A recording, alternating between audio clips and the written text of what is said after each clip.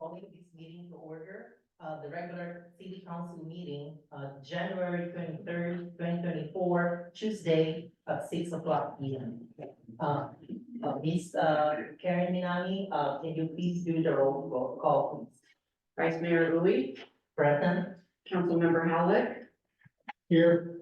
Councilmember Shirley, Here. Councilmember Ragsdale Cronin, Here. Mayor Donaldson. Thank you, and I would like to invite everyone to recite the Pledge of Allegiance with me. In honor of our country that I love. I pledge allegiance to the flag of the United States of America and to the republic for which it stands, one nation, under God, indivisible, with liberty and justice for all. Thank you, everyone. And I want to welcome you all to our first city council meeting for the year. Yeah, so I'm really very excited to preside this as vice mayor because our beloved mayor cannot come tonight. So I'll do my best. Okay. So next on our agenda is public comments. So general public comment must deal with matters subject to the jurisdiction of the city and the council that are not on the agenda. Anyone wishing to address the city council on matters not appearing on the agenda may do so now. The public may comment on any other matter listed on the agenda at the time the matter is being considered. There will be a time limit of not more than 3 minutes for each speaker. No action will be taken on matters brought up under this item, and all comments will be referred to staff. And I now open the public comment session. Thank you. Thank you all for coming. My name is Helen Birdsong, and I live at the Oaks condominiums, and I came to the last meeting where you shelved the smoking ban that you were thinking of doing on multi-unit dwellings, which is 2 or more, which the Oaks has 150. I came to the last meeting and explained that 2 years ago we stopped any public smoking on any common area in our complex, and we would welcome this, and that we'd actually sent it out to vote. And as you must know as well as I, it doesn't mean 150 participate. We're lucky if we get 4. Well, we got a resounding result, and we got a much higher than 4, and only 1 objection to the non-smoking ban. At the last meeting, I was told it would be on this agenda, and here I am, and it's not. So I'm a little confused by that, because normally when things are said to be on an agenda, they normally appear on the agenda, or in my world it does. And one of the people that can't be here today is one of our residents, and he asked me to read this to you. My name is Ted Sino. I'm a resident of the Oaks of Delray. I'm not able to make it to this meeting. He's asked me to read this. My wife and I had a very uncomfortable experience concerning smoking in my building. The person that moved in below us was a smoker. We contacted her many times, telling her that the smoke was coming into our condo, and when she smoked in her condo, all our complaining fell on deaf ears. We found that the smoke was coming into our residence via the light switches and wall outlets. We ended up having to seal all of our switches and outlets. We also had to buy an air purifier. Although we did all of the above, we still could smell the smoke when they were smoking. This made our condo an uncomfortable place. Even guests would ask about the smell of the smoke. You may have had some people speaking against the smoking ban, but please think about the people who have to put up with the smoke coming into their homes. I beg of you, please pass the ordinance banning smoking in this city. Also, another gentleman who didn't type anything but asked me, he had a renter in an upper unit and she got pregnant. Happy event for them. Had to break the lease because of the smoker beneath them would not stop smoking. And just to put it in perspective, that we have 150 units for apartment style condos, predominantly owner occupied, there's a handful of rentals. And it would help with fire, it would help with everything else. We think there's 4 people only in the whole complex that actually smoke, 2 extraordinarily heavy.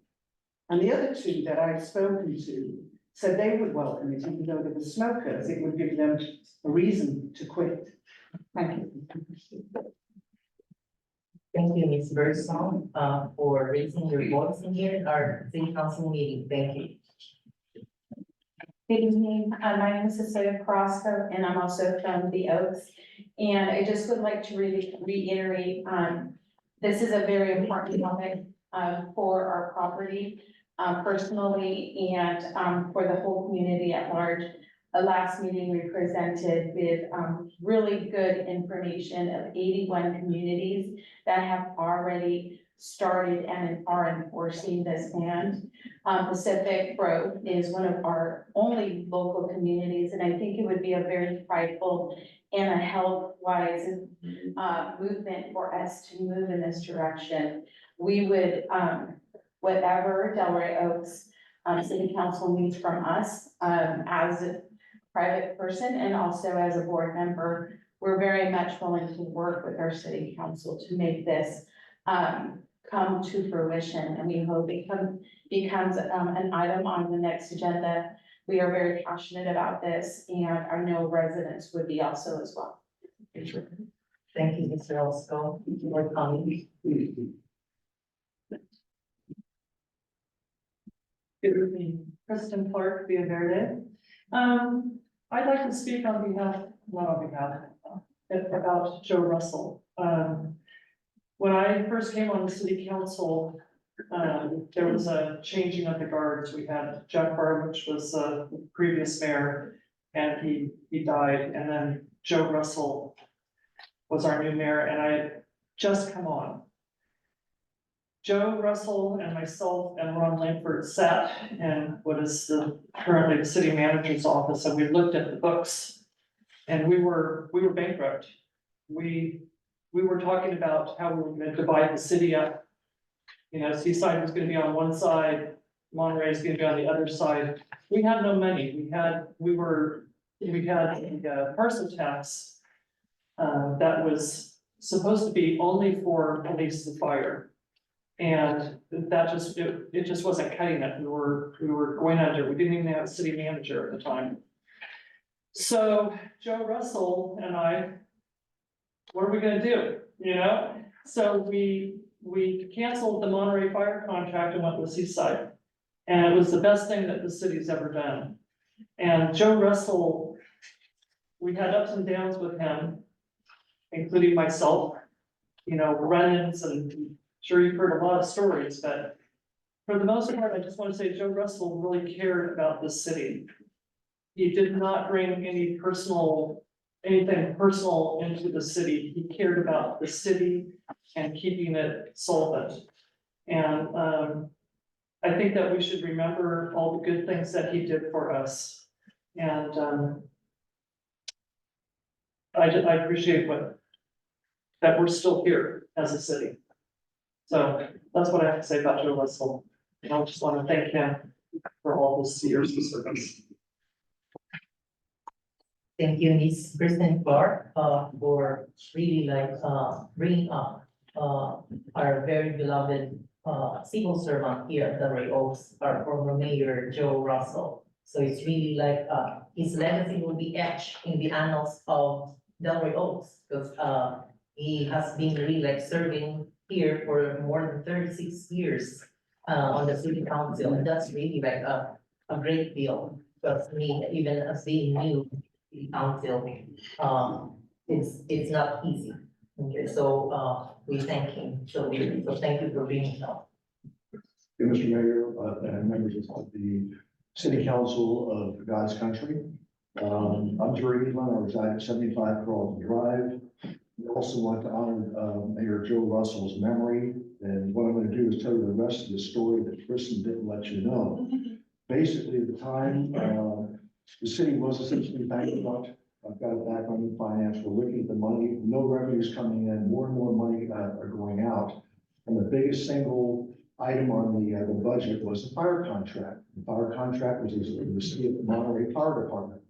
The mayor at that time was a former fire department captain for the city of Monterey. So we would constantly go to them and say, we have to put this out for competitive bid, or other fire departments we might be able to get going. He'd say, no, no, no. And during those bad old days, the mayor totally controlled the agenda. Nobody could put something on the agenda unless the mayor said, every time we tried to do it, he would nix it. Well, Joe heard that the mayor was incapacitated for a couple of weeks. The first thing he does is calls a special city council meeting, agendizes one thing, putting the fire contract out for bid. We all showed up, we voted unanimously, we went out to bid. In the fire contract, we saved half of the amount of money we wanted.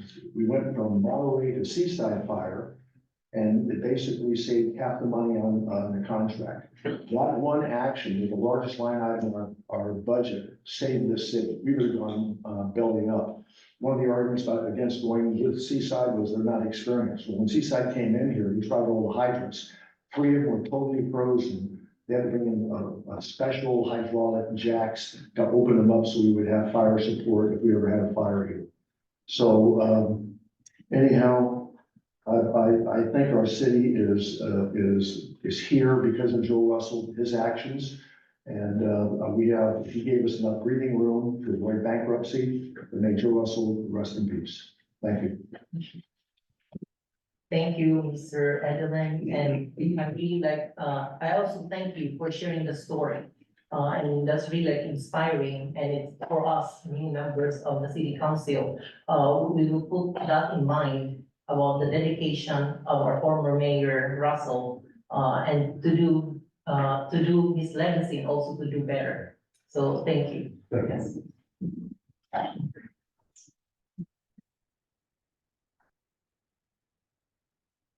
Anyone from the public who wants to do public comment?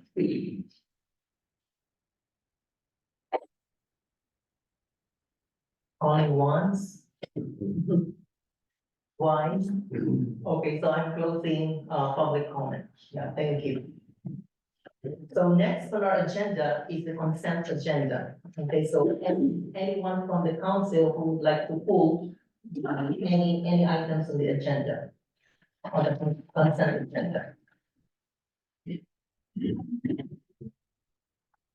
None. How about the public? Do you have any items on the consent agenda that you want to pull?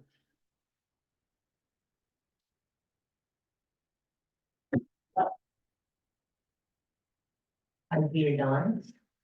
I'll make a motion, we pass the consent agenda after. Okay, so we got a motion from Council Member Raxdale Cronin and seconded by Council Member Halak to approve the consent agenda as it's written. And we're gonna any comments from the public? There was a motion to approve the consent agenda. If none, so I'm gonna call for a roll call. Vice Mayor Uy, Aye. Councilmember Halleck, Aye. Councilmember Shirley, Yes. Councilmember Ragsdale Cronin. Yes. Okay, the motion passed unanimously, and we have approved the consent agenda. Thank you. Okay, so we don't have an old business on our agenda, and we're gonna proceed to the new business, and the first one in there is the approval of the fiscal year 2022 to 2023 city audit report. And I'm gonna give the floor to our city manager for the staff report. All right, thank you very much. Hold it down so everybody can hear me. So this is our audit for last fiscal year. I don't want to take any of Paul's thunder away, but I do want to point out that this is, as far as audits go, this is a Rey review. So Paul will explain the details to you. With that, we'll turn it over to Paul Pham from Siobhan and Associates. Thanks, Paul. All right, perfect. Thank you so much for that introduction. And then thank you, council members, for inviting me out to share with you the results of the June 30th, 2023 audit. If I could, if I get a copy of the PowerPoint, I can reference you to certain pages of the report so you can follow along with the numbers here. So the first one first table I'd like to go on is on page 7. So before we get into that, let me kind of give you a little bit of background on our audit process and some of our standards that we adhere to. So the American Institute of Certified Public Accountants, they put out statements of auditing standards that we adhere to in our audit. And because the city is a local government, the Government Accountability Office, they also issue government auditing standards that we adhere to in our audit.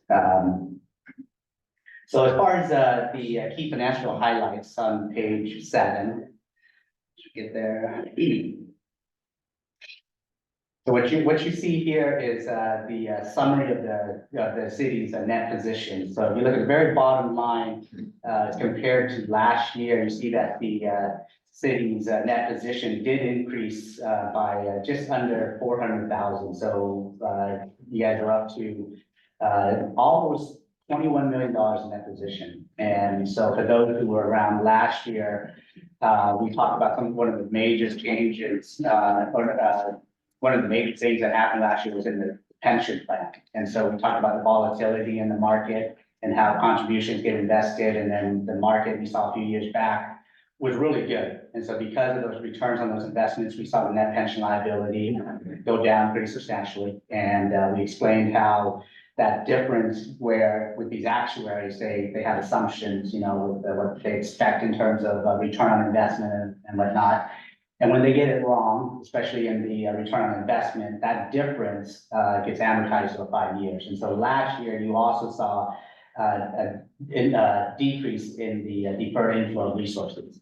And then we explained that, as we know from history, all those gains in the market went away that very next year. And so we were letting you guys know to expect this year that it would be a complete flip in the other direction. And so that's what you're seeing there. In the long-term liabilities, you see long-term liabilities went up almost $1 million.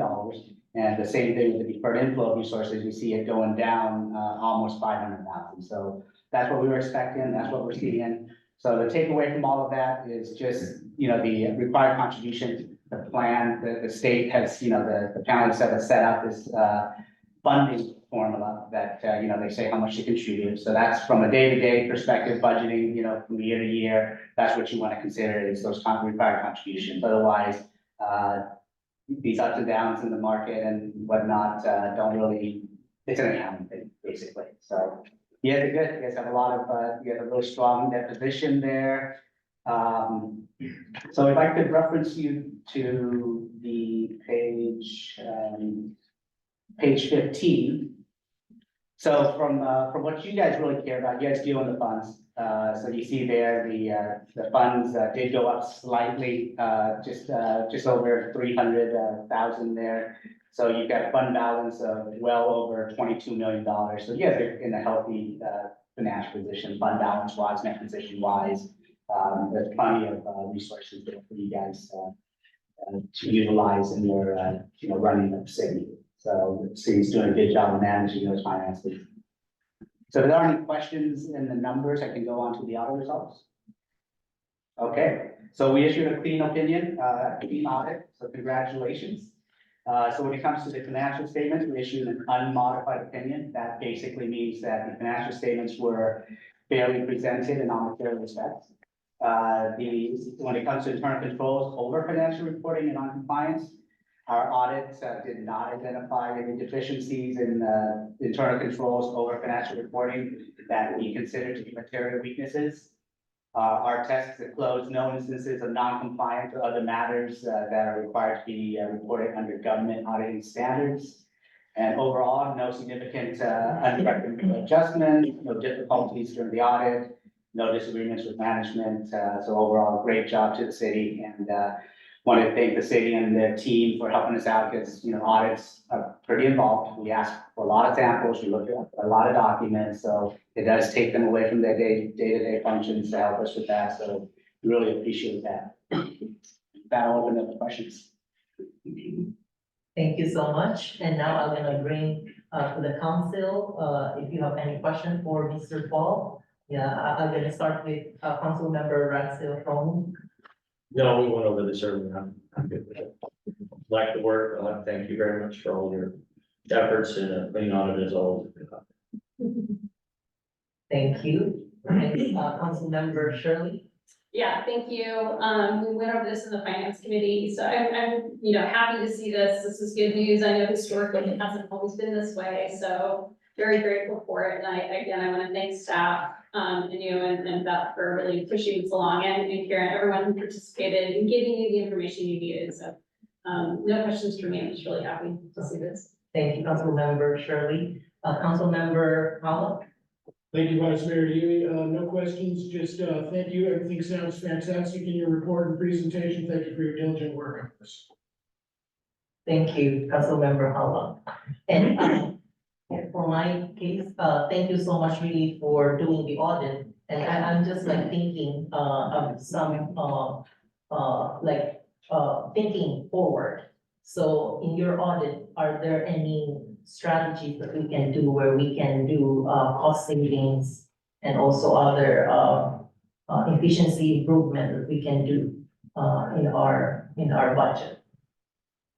In your budget, yeah, we can discuss a little bit of details with John, in the upcoming audit, but, in general, you'll see, on the, one of the things that we've been working on with the city, there is a kind of a unique item on there, and I'm sure you guys are well aware of this, there's that, land held for resale. I know there's a lot of red tape around, liquidating that and, so you have those liquid resources.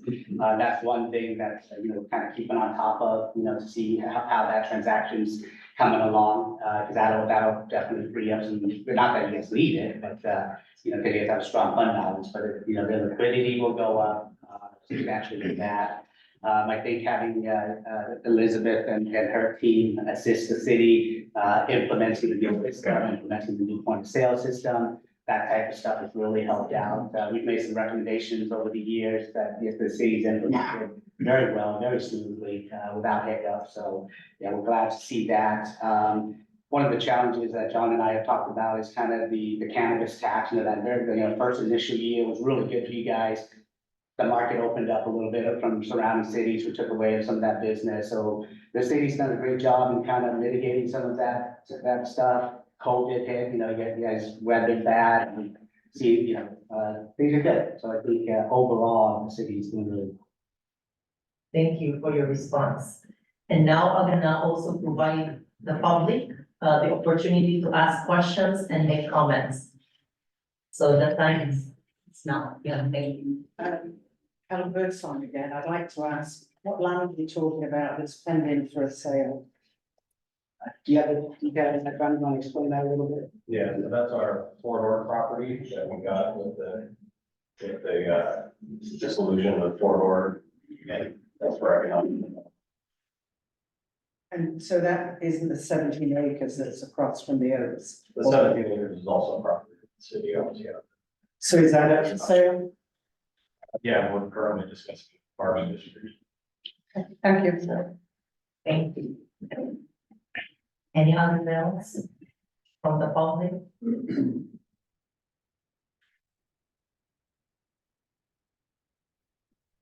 I hear none, so I'm gonna bring back the topic to the council.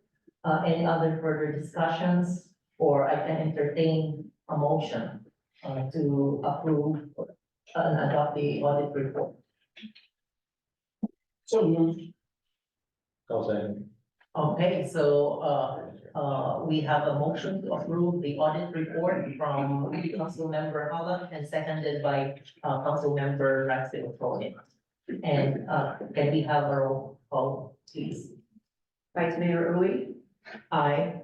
Councilmember Howard, Aye. Councilmember Shirley, Yes. Councilmember Ragsdale Cronin. Aye. Okay, the motion passed unanimously, and thank you, congratulations. Okay,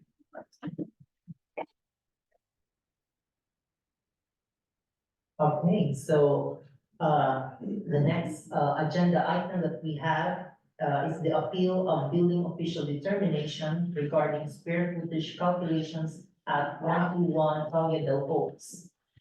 Before we begin, this discussion, I would like to provide an overview. Vice Mayor, you, if I may. Yes. With respect. I had announced this previously, for the public's benefit, this item had been, agendized previously several months ago. Postponed, until this thing, obviously. I stated at that time, and it remains to be that, as it would happen, cozy little community that we live in, I am somewhat associated, a happenstance meeting with an involved party, under the direction of a potential, business opportunity, evolved just in a minor way in, this item coming to discussion in just brevity, although it was, non-substantive in discussion overall. I think that, in abundance of caution, it would be best for the city if I recuse myself. We understand, Councilmember Hall, and your excuse. Thank you.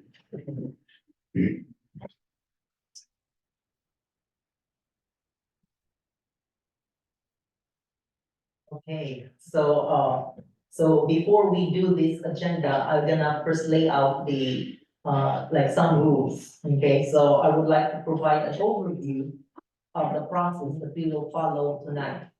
It is really important that we establish clear rules and guidelines to ensure a fair, transparent, and efficient hearing. I would like to outline the timeline for the proceedings of this agenda item. So the appellant will be given 15 minutes to present their case. And our city clerk will act as the timekeeper to ensure that we adhere to this time frame. Following the appellant's presentation, the city's building official will also have 15 minutes to present their case. Once both parties have presented their arguments, we will open the floor to the public for comments and questions. Each member of the public will have 3 minutes to share their thoughts or ask any questions they may have. We value your input and encourage you to participate in this process. After the public comments, the appellant and the city building official will have an opportunity to provide a rebuttal to any of the public comments made. They will each be given 5 minutes to address any concerns or provide additional information. Once the rebuttals have been made, it will be the council members' turn to ask questions and engage in further discussion with the appellant and the city's building official. This is an important opportunity for us as a council to gain a deeper understanding of the issue at hand. Following the council's discussion, we will close the public hearing and move into the deliberation phase. At this point, the council members will carefully consider the facts, the findings, and arguments presented, and make a decision based on the merits of the case. I want to ensure everyone present in here that we are committed to conducting a fair and transparent process. We will carefully consider all the information presented and make a decision that is in the best interest of all. Thank you for your attention and cooperation throughout this process. Your participation is vital, and we appreciate your presence here tonight. So let us proceed with respect, open-mindedness, and a commitment to finding a just resolution. So now I'm gonna give the floor to the appellant for presenting their case, and you have 15 minutes. Thank you. Thank you, Mr. Mayor, members of the council. I'm Anthony Lombardo. I'm just going to speak briefly and then turn over to Mr. Finaldi. What we're here tonight is to ask you to overturn the building official's decision denying Mr. Finaldi the ability to use the mezzanine in his building as part of his business. The mezzanine was constructed legally in 1978 with a permit from the city and is therefore considered a floor under the building code, which is entitled to be used as part of this development. And most importantly, in this case, because of the water situation we find ourselves in on this peninsula, which I'm sure I don't need to explain to anyone here tonight, the Monterey Peninsula Water Management District, and Mr. Stolt is here tonight, needs the city's concurrence in order to give the appropriate amount of water allocation to let Mr. Finaldi proceed with his project. And that approval by the district is pending your decision as to whether or not the mezzanine can be used. Thank you, Mr. Finaldi. Good evening. May it please the council. My name is Mr. Finaldi, Vince Finaldi. A little bit of background on me. I'm not a, trust fund baby. I don't come from a family with a lot of money. I've fought for every single thing I've gotten in life. I'm a Marine Corps veteran. I went to the Marine Corps and used the GI Bill in order to put myself in college. I went to law school after that, became an attorney, and was fortunate to have a successful career as an attorney. And now I'm, sliding into my, second role, which is opening a restoration shop, which I've always wanted to do. My business partner, Massimo Cairati, is here from Italy, who's run a very famous car shop for over 40 years. And we selected this area for many different reasons. One of them for the concourse, one of them because it's supposed to be such a business-friendly community. It's small, it's quaint, everyone knows, and it was the perfect area. It's right by the airport. It's close to San Francisco International Airport. The last thing I want to do is get involved in fighting. I don't have the patience, the tolerance. I don't want to do it. I just want to develop my building in a way that complies with the building codes and the laws, and that allows us to do what we want to do. So if you look, I've given you a slide presentation that kind of details everything, and I'll go through it briefly. At this point in time, I'm already on page 4. The subject commercial building was owned by the Dobbies before. So my wife and I purchased the building. So we're the owners of the building, and we also own the business that's going to go into the building. And the building was purchased for $4.25 million. It was a lot of money. It took a lot of string pulling in order to put the funds together to be able to buy this. And it was bought just like a house is bought. The valuation is based on square footage, and the square footage is 11,200 square feet. It's always been that under the tax assessor's records. It's always been that under the water district records. And that's the valuation we have to pay, right? That 11,200 square foot includes that 1,600 foot second story mezzanine, right? The valuation of that, therefore, is $600,000, right? Essentially, what we're being told is not only can we can't modify and move, what we want to do is move some of the offices from the ground floor up to the mezzanine, right? We're not adding additional square, we're just putting it where the mezzanine has always been. So we have room on the ground floor to park our cars. We can't park these kind of cars outside. And we don't want to have cars in the street. We don't want to litter the streets. We want to have it all in the building. So we're going to put a bathroom from the bottom floor up there and offices up there. And that's it. We're not adding any offices. We're not adding any bathrooms. We're not increasing the usage. We're not increasing the water usage. There's a zero net gain on any of that. We're just moving stuff in the mezzanine. And the big question is, can we do that? This building, I think anyone who drives by it will agree that it's dilapidated. It's not the best looking building, but it's what we can afford, and it would suit our needs. So we said, look, we can make this work. We purchased it from the Dobbies. Day one, we had our contractor come down, and we were told instantly that mezzanine, you can't build on there. I'm like, what's going on here? We're just barely in the process of investigating this, and we're told that it's legal and this and that.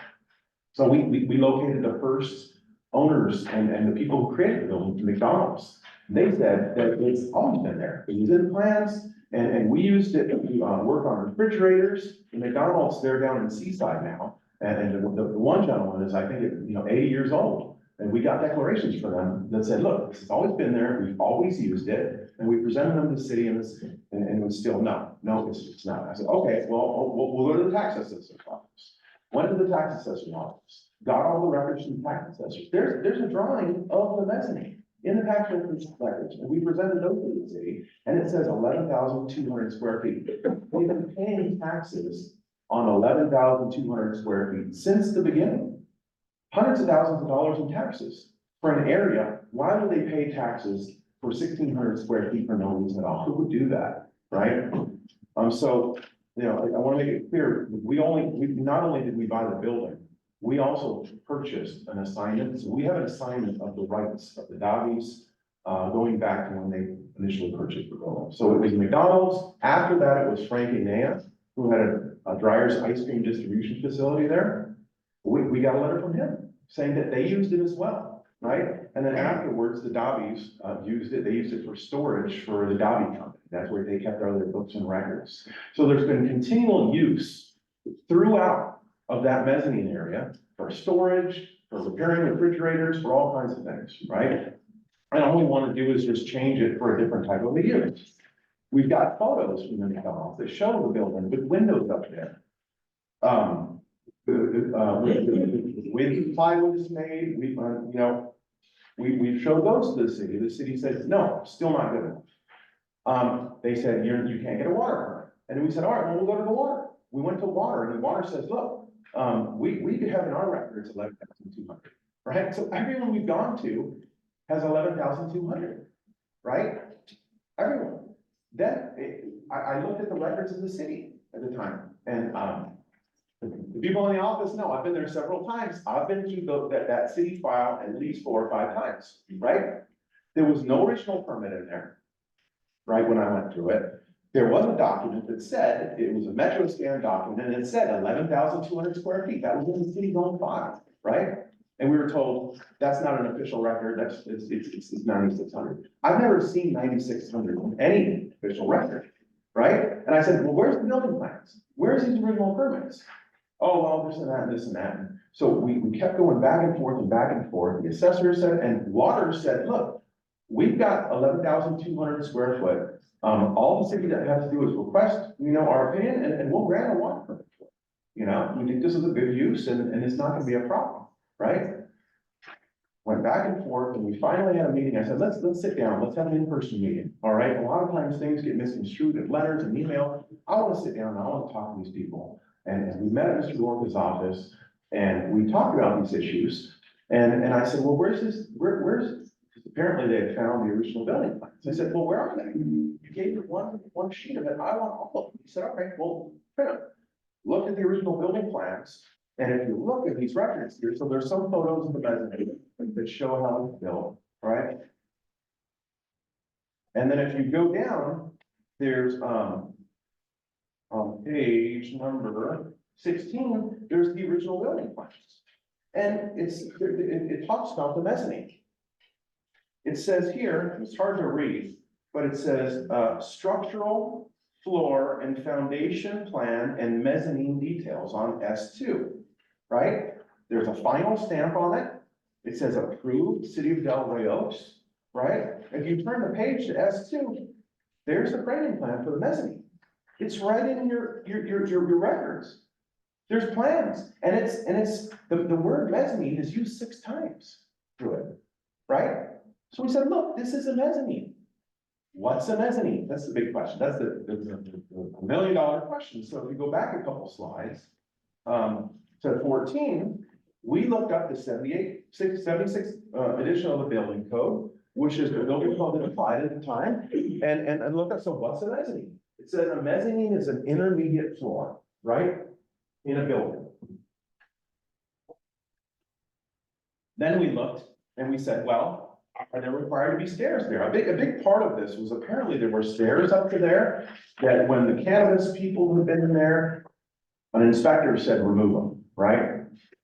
And the question is, was there supposed to be removed or not? Well, the building code says for assembly areas, for garages, and for warehouses, every mezzanine is supposed to have stairs. They're supposed to have stairs. They're required to. Right now, it's got a ship's ladder, but their stairs were removed. They're supposed to be there, right? Because it's a mezzanine. We know it's a mezzanine because it says right on the building plan, right? And so, the big question is, what can you do with a mezzanine? Well, so we said, all right, let's go find out how the assessor assesses mezzanines. Where can we find mezzanines in the area that are similar to this? Well, Monterey Motorsports Park, it was just built there right by the airport. There's 84 units. And I know this because we own 2. Every single one has a mezzanine. Some of them have bathrooms, some of them have sinks, some of them have dishwashers, some of them have offices. They have all kinds, and I included some photos here to show what the mezzanines look like, right? And I said, all right, well, let's pull the tax assessor records from the units we own, and let's find out how those are assessed. If you look at it, the main floor square footage for unit 6, which is one of them, it's 516 square feet. The mezzanine is 170 square feet for a total of 686 square feet. And if you look at the tax assessor records, they assess 683 square feet. Why? Because it's usable square footage. If you can use it, if you can use it for storage, if you can go up there, use it for an office or whatever you want to use it for, you gotta pay taxes on it. And what do you get in return for paying your taxes? You get to use it, right? So, that, what we're saying is, that's all we're trying to do is use the mezzanine. Under the rubric of the city, not only can we not build what we want to build there, right? We can't use it for anything. So even though it's been in continual use for 48 years, they've been paying on it for 48 years, I come in, we buy the building, you can't use it. You pay for it. So the city essentially, and I'm not trying to be, I'm just gonna say it like it is. The city's gonna take $600,000 from me and my family by saying I can't use it because we paid for it. And I can't do that. I can't let that happen. I can't let that happen as a fiduciary for the company, right? I can't let my family lose on that kind of money. I can't. I've got to fight it. I've got no choice, right? We've already been in this process for a year. My business partner has shipped his entire 2 full containers from Italy here. I've got workers that are ready to start working, and we can't. This has been delayed because of this process, right? I've got over $50,000 in legal bills. And what I'm asking for is the city to approve this. If the city just agrees to it, votes and agrees to it, I won't, it's fine. I'll eat the bill. Whole $50,000, $60,000 or whatever, it's gonna be what it is. But if the city doesn't, and I'm gonna have to continue fighting, I can't do that anymore. And it just is what it is. And it's unfortunate, and I wish I didn't have to say that, but I'm here to tell the truth, right? And so the last thing that happened with Mr. Lorca is they said, look, as long as water says it's good, we say it's good. And so we went to water, and the water said, look, we can't just say something against this body. Have them send us a letter asking for our determination. We asked, no letter. We asked, no letter. We asked, no letter. We said, what's going on? It's been a month and a half, right? And last thing we heard was that the building official went to water and said that the mezzanine is illegal and unpermitted. Those are the 2 words that were used, illegal and unpermitted. And that does not comport with anything that we've seen. Every single different place that we've gone to said there's 11,200 square foot, which includes the mezzanine. Every single one. There's not been an objection from any of these other areas, not even one. The building records of this city and the plans say mezzanine. Well, why would it say mezzanine? And then we heard, I don't know if it's true or not, but there was something said to water that, well, that's just words on a document. It doesn't mean it's real. That kind of thing. What? It's a building plan. It's stamped approved. It's in the records. It says mezzanine, so guess what it is? It's mezzanine under the building code. And so all we're trying to do is move some blocks to another place. We're not creating new blocks. And I would plead for the city council to approve this project, so we can all get along, with what we really want to do is get back to business. And I'm happy to answer any questions. I probably know more about this project than anyone would ever want to know. Thank you. Thank you, Mr. Fidel. We're gonna first, have, the city's building official to have his turn to present their case, and afterwards, we're gonna do these questions. Thank you. Yeah, this is a little unusual, just appealing or reviewing of the record. do we have the availability to give slide one up? So what I thought I would review for you guys is just what the record process is, creating the record and my review process when we get there. So when you guys look at the record, you can make an informed decision. So typically someone applies for a project. You'll notice at that application and that water permit is at the beginning in this particular graphic we created, but you'll see during the review process, there's a lot of agencies that have input on what we do. Health department, if we deal with any kind of food service planning, zoning, sewer, this place deals with sewer just because they're working on cars.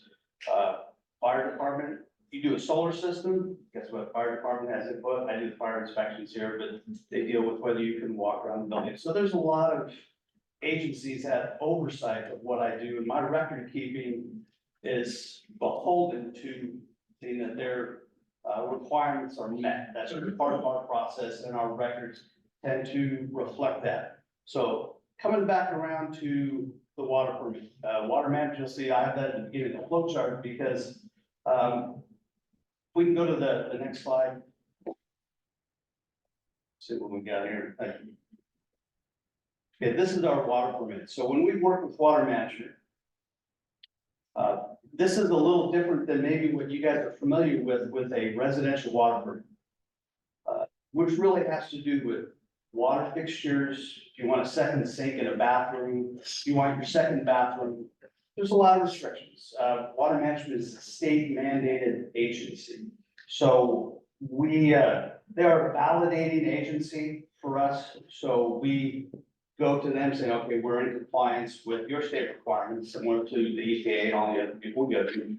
And so this is the form we use to interact with it. So this particular form doesn't deal with water fixtures that we would typically deal with your home. Water fixture count, how many toilets, how many bathrooms, that kind of thing. This has to do with square footage. That's why the conversation tonight is very significant over the determination of square footage with this property. It's really just based on our records, and I really have no choice but to go what our physical records say. So at the bottom of this form, you'll see there's a section, and I think later, if you have questions, we can pull that form. We can see the jurisdiction must sign. Someone with the jurisdiction must sign and attest to that record. So if I know the record is, that's what it is, I can sign it and move on. I'm validating that record and I'm sending it to the state agency. So there's implications for me signing that. So, moving on, see what the next slide is. I don't do a lot of presentations, so I'm kind of winging this. So, I think early in the process, you'll see that the applicant or the seller or someone went to water management. They asked what the records that they have show. They did a recent inspection. You'll see it's about 9,600 square feet, which coincided with what we had in records. So that was dated February 21st.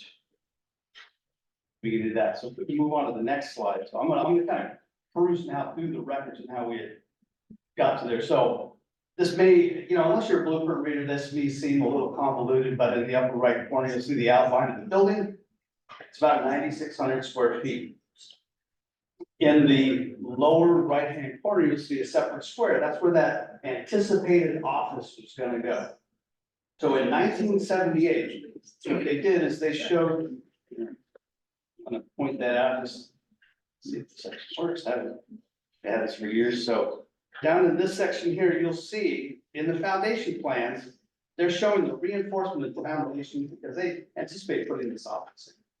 Which is very typical. They're going to future-proof the building. They anticipate putting this office in, but in 1978, they did not. So moving on to the next slide. This is the uniform building code at the time. It's just by way of reference, it restricts the building to about 9,000 square feet, which is roughly what we have. There is some exceptions in there that allows for you to expand that a little bit if we have exceeded the frontage for ready access for fire response. And you'll expand that building a little bit, which we did here, about 9,600 square feet. So this all kind of jives, but without actually speaking to the people that approved it at the time, that we're making some assessments of what they did here. So this all comports with the normal standards of the day. The building was not sprinkled, so that's why it was limited. Today, the building is sprinkled, so it is actually not limited. They could triple the square footage in this building according to the building code, but at the time they were restricted because they didn't want to do the infrastructure, or they just chose not to do fire sprinklers at the time. We move on to the next slide. It's kind of side information. What I'm trying to do is just limit you with the different information I'm looking at, because I have to make that assessment. So in 1985, a permit was issued. A permit was issued to build that office, where they had shown that foundation and the reinforcements in that foundation. To build this office, they're using the word mezzanine in here frequently, he's correct. And I'm assuming that they had some point in the future plan to put a mezzanine or use that upper floor on top of that. I can only surmise whether it was because they were restricted by square footage, they hoped to do sprinklers. I don't know. That was in 1985. What you can see here, there are no stairs. What's required to have mezzanine is stairs. There's no stairs. But what we did do at the time in 1985, the inspector signed this. We utilized the same plans from 1978. That's just a little bit of efficiency that's kind of done in the industry. So this is our record of 1985, when I think water management became involved with enforcing the state mandate. And you can see this record is pretty clear. There's no stairs. So for me, reviewing the records, I'm trying to look at this, go, okay, was there a mezzanine? Well, part of the definition of a mezzanine is having stairs that go up to it. There isn't. This is just looking back to 1985. And I think this is the point where there's some misunderstanding, because when you look back in 1985, appraisers actually filed their appraisals with the assessor's office. They came in and that's how they assessed, because there was a value increase. They closed an office inside the warehouse, supposed to have more value, so they taxed based on that value. They taxed on that 1,600 square feet of improved office area. And I think there's been a misinterpretation of what those documents say, because as we all know, the tax assessor taxes us on the value of a building. When you change hands on a property these days, single family dwelling, they don't come out and verify your square footage typically. They're just looking at your sales price. So they're looking at value. So I'm guessing that's kind of how some of this misinterpretation might have happened. And I can only surmise. I'm looking at that record. That's what they did back in 1985. So if we can move on to the next slide. I got there. So this is a memorandum from the inspector to the city manager in 1994. And again, we're just reviewing the record. That's really what I'm limited to. And there's a discussion about some work that was being done without permits in the building. It's actually really common. Work gets done without permits, I get that. So what happened here is the fire inspector was concerned about exiting. The place was used as a refrigeration, balanced refrigeration. And they required a permit to be issued because they were blocking one of the exits. In here, they're alluding to the fact that, well, we have less than 10,000 square feet, so the one exit is going to be sufficient because they put a refrigerator where the stairs would have been purported to be to the second floor. And I think the next slide actually shows the record.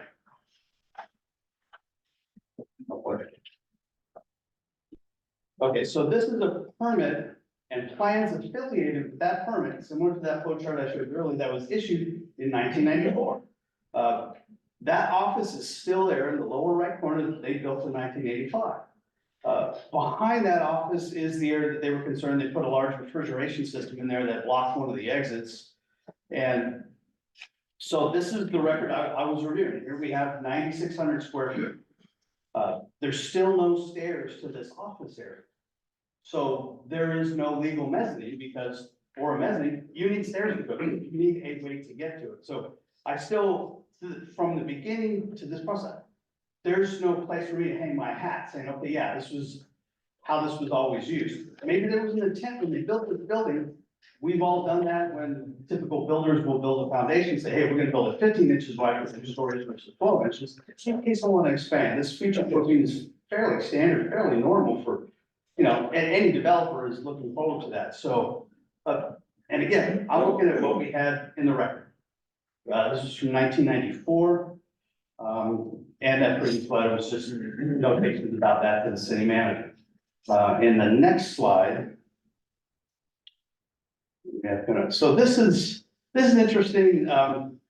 So this is in 2003. I think the Davy Group purchased the property or something, began management of it. And this brochure was actually found in our file in the records. And it is a contemporaneous picture. It's not an official AHJ record. So we are actually what's called the AHJ, the Authority Having Jurisdiction. And so when it comes to record keeping, that's an important signification because there's sometimes misinterpretation of records. There's not the standard or there's not a review process put in place that's required by a jurisdiction having authority. So the authority having jurisdiction. So that's why we go back to that flow chart that shows that we have some requirements in how we review the records, how they become a record of the jurisdiction. Why sometimes these data mining companies might misinterpret something. So you'll see in here is a contemporaneous picture. And you can't really see, I don't know if the rest of the brochures here, we have that. If we need to go pull that up, I'll look at it. Clearly you can see there's no stairs to the upper floor over here. And if I can point this right over here, this is the area being shown where there's the office. And above that, you can see the windows, it's not being used. There's no railings, there's no stairs, there's no indications that this was an occupied space. And that's the term that we need to work with water management, are validating agencies from the state that this is an occupied or used space. I have to sign the bottom of that saying, I have a record that shows it's in there. This is not an official record, but this is anecdotal. And if we can go to the next slide, which is just confirming. So this is an actual record, and coincidentally, this is a record from 2003. I signed this. I've actually been around here a little while. So I actually walked through this building in 2003. So that picture just validates what my memory was of that building. That space was not occupied. There was no stairs going to that. This permit was actually involved, but there's some stairs going to a bathroom to the other end of the building that they were using for storage, and they removed the stairs because actually it was kind of sinking. It wasn't built for the storage. They were using on top, but you know, that's standard in a warehouse building. But this is a contemporaneous record of me being in the building, taking a look at it 20 something years ago. So, and again, I can only go what the records show.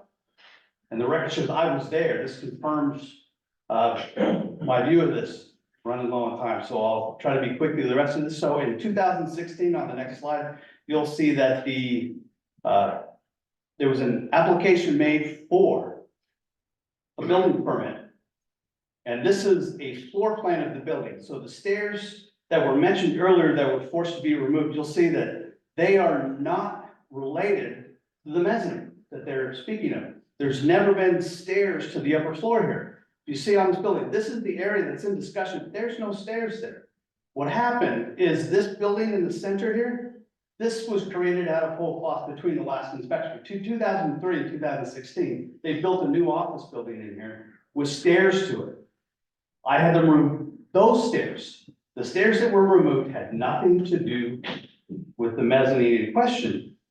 It was unpermitted work happening in the middle of the building, and there was stairs. There's still no stairs there, so I go back to my requirements to validate these records and to sign that form. So what happened here, I think there was some data mining companies that probably came in and reviewed this and incorrectly took some data on this. So what we're left with, as I'm running out of time, is I'm required to sign the bottom of that form. I can't sign it after reviewing these records, knowing I'm restricted to that 9,600 square feet. Because I can't attest to something that the records show me different. That's why I've gone to the city manager, said, are you willing to sign it based on these records? Do something that I know is incorrect. And that's where we're kind of stuck. I can't sign it based on a review of the records. It's that simple. Thanks.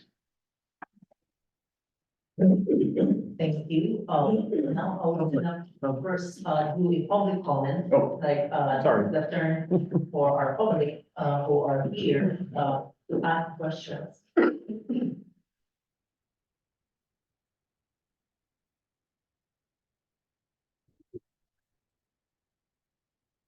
So now, we're gonna open, this time, for public comment. We have, heard and seen the presentation from both parties.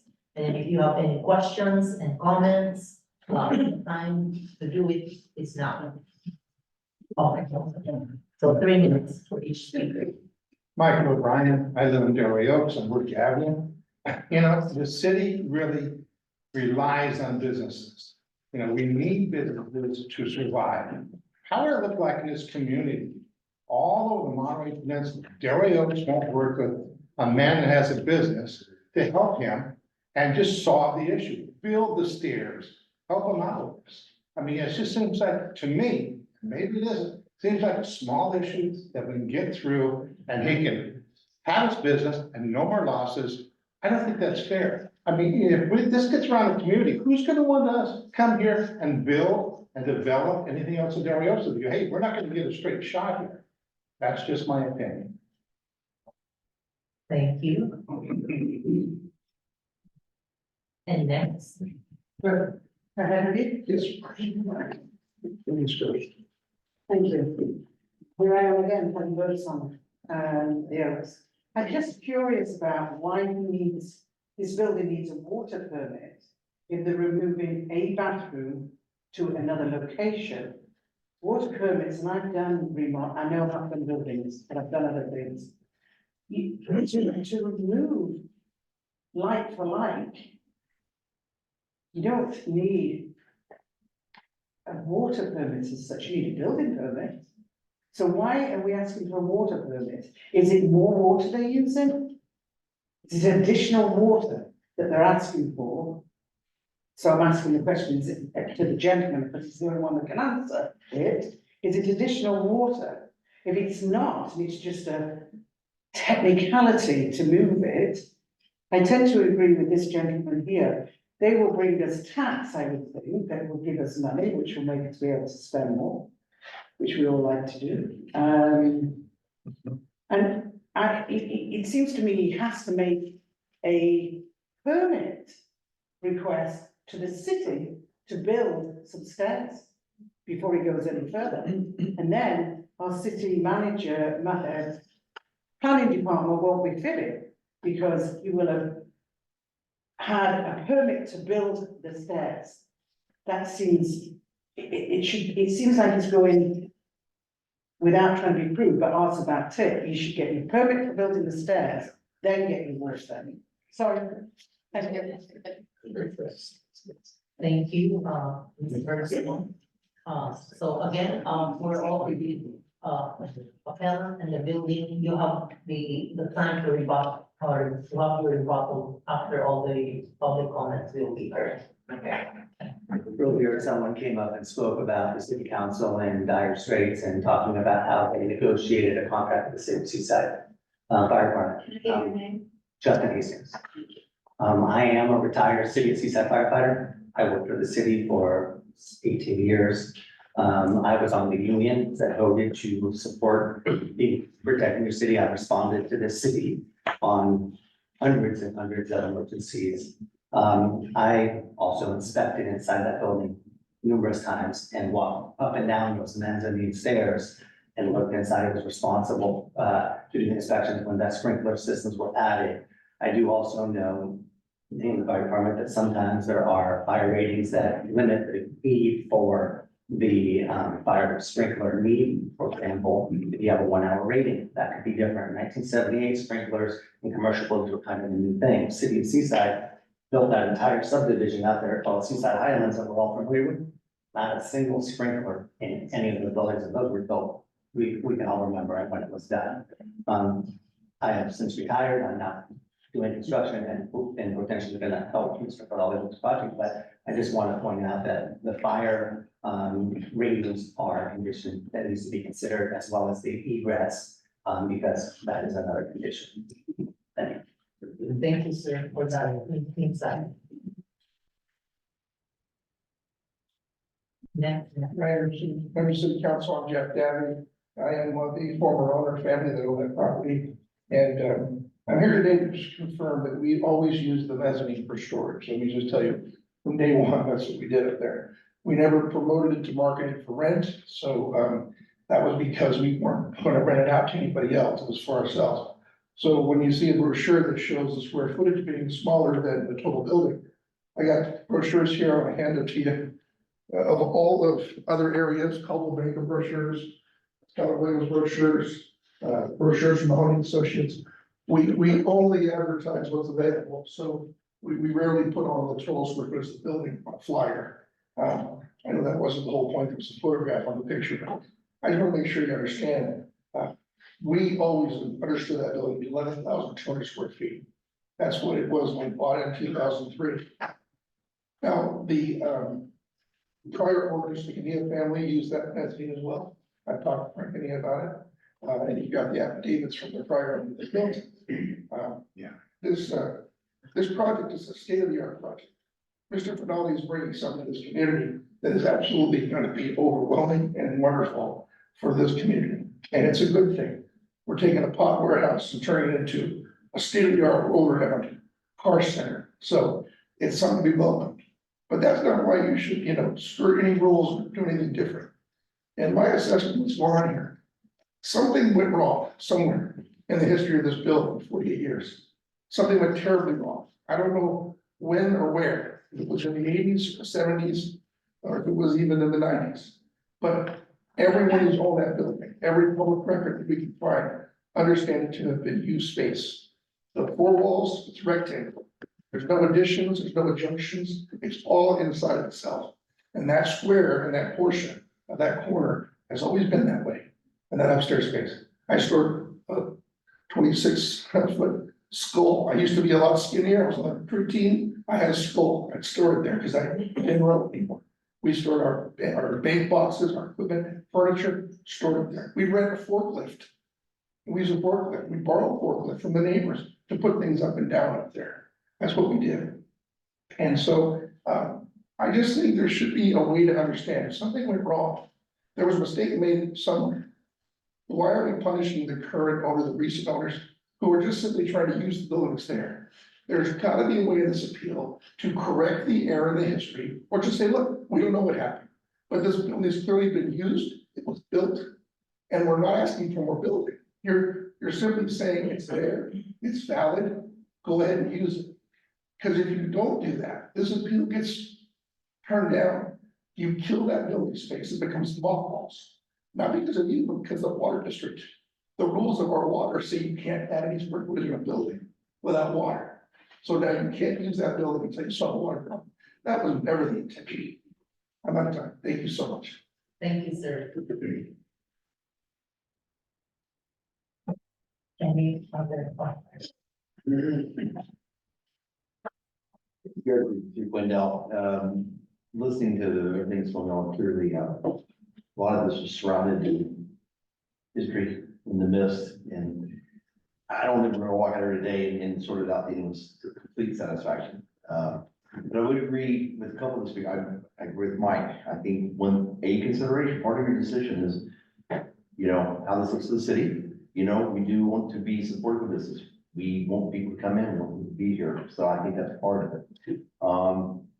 Mr. Dabby kind of got something I was thinking about, just listening to all this is, why try and untangle the knot, right? It is what it is, right? It's been said many times. Why don't we just move forward from here? I mean, maybe we could do a contingency. Require them to come in, get the permit, build the stairs, now it's mezzanine, call it a mezzanine, keep the square footage, move forward. So there ought to be a way to square this, and it, there's no blame to be had here, it just things happen, and but this is where we're at today, and I would just encourage us to look where we're at and not past, but just look forward, future, and see what we can do. I don't know, sounds kind of cool to have a car registration thing here in Del Rey too. So thank you. Thank you.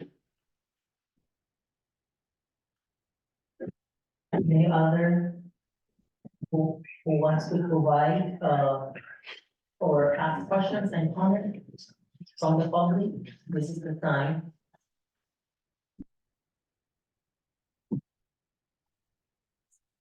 Okay, so, I see none and I hear none. So now, at this time, we're gonna invite, the two parties to have their rebuttal. Okay, so they have, asked our, like they have heard from the public, like some questions and some comments, and now we're gonna give each party 5 minutes to address some of those questions and comments that they have heard. And we're gonna go first with Mr. Bennett. Okay, I'm gonna try to be quick because I need to leave time for Mr. Lombardo. We heard quite a few things from the city inspector. One of the things was the water district's inspection form. That's limited on the square footage because that's all they were having inspected. Cannabis only had leased out a small area. They didn't lease out the mezzanine, so that's why it's only 9,600 square feet. Importantly, Mr. Headley doesn't sign that. That's signed by the water district. He said something about all kinds of jives. I don't know what he meant about that. Then you go to the chart, the 76 chart that says how much square footage you can get, right?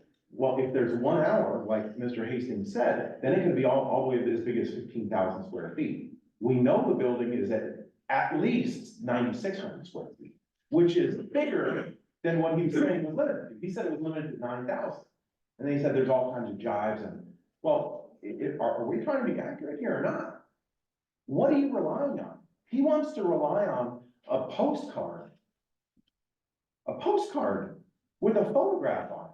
We gave him a declaration signed under penalty of perjury from the man who built the building, who worked in there and had stairs, and there's a window and a photo to the mezzanine. Won't rely on that. We gave him the official records from the county assessor's office. Won't rely on that. Gave him the records from water. Won't rely on that. Won't rely on the photographs. All this other evidence he won't rely on. What does he want to rely on? On a postcard.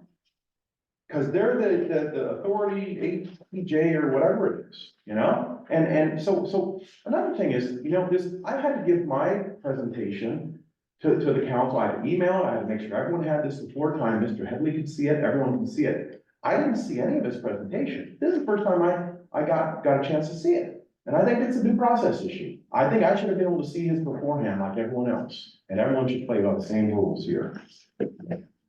The 1994 letter talks about the 10,000. There is one entrance, right? So it's somewhere between the 10 and the 20,000 because there's not two entrances, right? The 2016 ones that he showed say the word mezzanine right on it. You know? So apparently we have a mezzanine. It's got windows up there. There's a big doorway that's built with a ladder going down. It's just a doorway to nowhere. There were stairs there. We've got declarations signed under penalty of perjury saying there were stairs there. We've got a fire official that's walked up the stairs. Can't rely on any of that. The only guy to rely on is a flyer. And it just seems unreasonable. I'll leave the rest of it to my turn. I know I get the big bucks for Kenny. There's really quite a simple solution to make this work out. There is no dispute that the building plans approved in 1978 call out a mezzanine. And a mezzanine is a legal floor under the building code. So this floor was legal when it was built in 1978. It doesn't matter what it was used for between then and today. It's a legal building floor, and that's all Mr. Stolt needs to be able to say, yes, he will recognize the 11,200 for purposes of the water permit sign off. We don't have to say who did what, as one of the speakers said, we don't have to decide who was right, who was wrong, who broke the law, whether the plans had a set of stairs, whether they didn't have a set of stairs. It's a mezzanine. There's no argument that this floor is a mezzanine because the city building plans say it's a mezzanine. And so that's all we have to resolve tonight. Was it built legally? Yes. Was it a mezzanine? Yes. Did the building code recognize a mezzanine as a floor in 1978? Yes. Therefore, the district's regulations that came in the mid-1980s recognized this building with 11,200 square feet of floor area as a building that 11,200 square feet of new business can move into today. That's the only thing we have to resolve. We don't have to decide if the inspections are correct, if the postcard was correct, if the declarations of the other people were correct. And I don't think there's any dispute that this was approved as a mezzanine. It was built as a mezzanine because it's built just like it shows on these plans. Why they didn't show how to get to it, I don't know. But apparently somebody built a set of stairs because Mr. Headley required them to be removed years later. But it's a mezzanine, therefore it counts for the water management district. Therefore, this project can go forward, employ people, generate sales tax, and prove that the city of Rey Oaks is really a friendly place to do business. Thank you. Thank you. And now we're gonna give a chance or the floor to, Mr. Henry, for his rebuttal. Yeah, this is a good project for the city. I would agree. Yeah, this is great. We have a lot of projects that people would like to come in. I think we would be flooded with 50 to 100 projects tomorrow if we had water to allot to someone.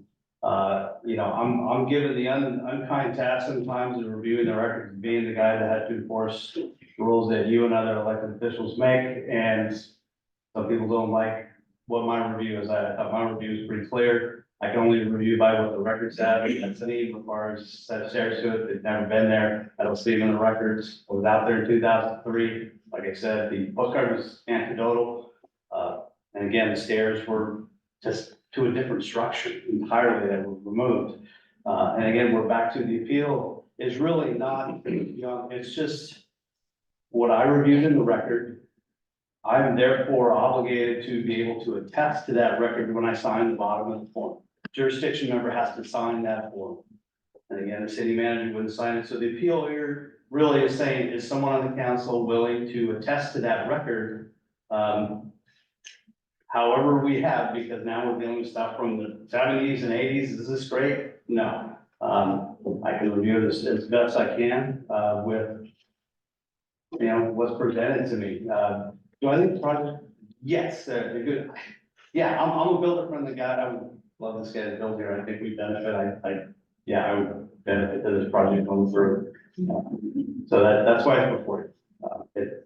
Hopefully that's clear enough. It's really just a review of the records, what those terms mean, and what I'm obligated to do. And now moving forward is who will sign the bottom of that form, attesting to the records I presented. Thanks.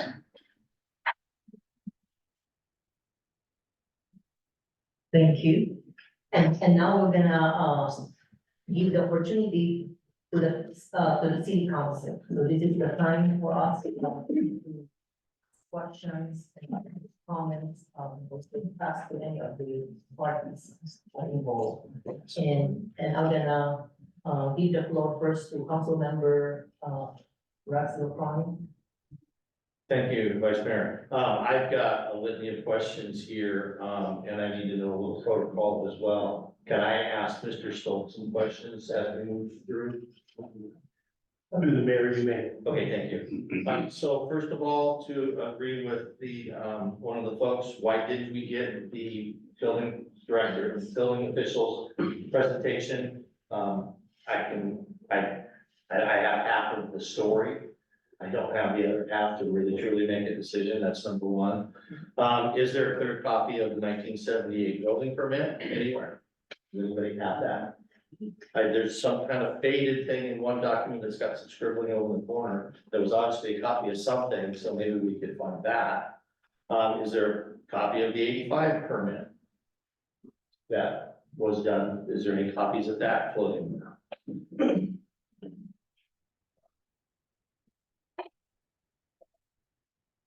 So, who establishes square footage of buildings? I'm highly suspect that the county allows me to say how many square feet's in a building. I'm pretty sure they're gonna want to verify it, but I don't know that rule.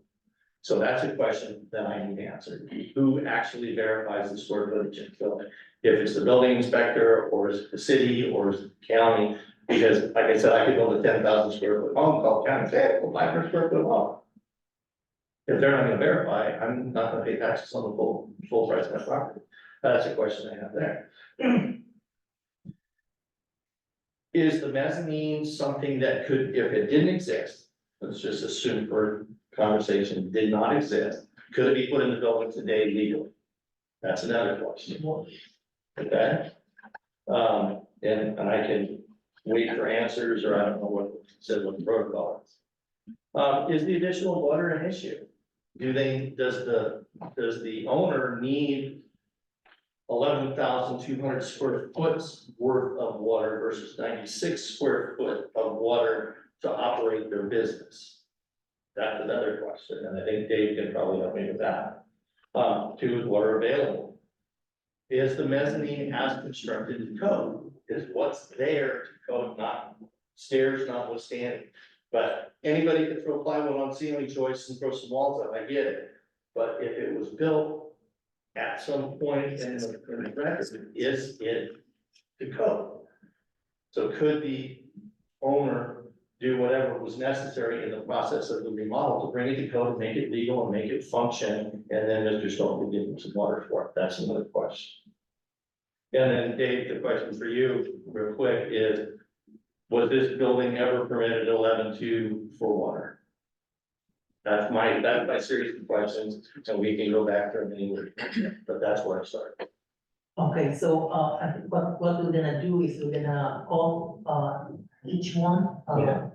at a time, and then they can respond, to your, questions. And then maybe we can, ask first, Mr. David Polk, to come on, the podium, to answer some of the questions, by Councilmember Radcliffe. Thank you.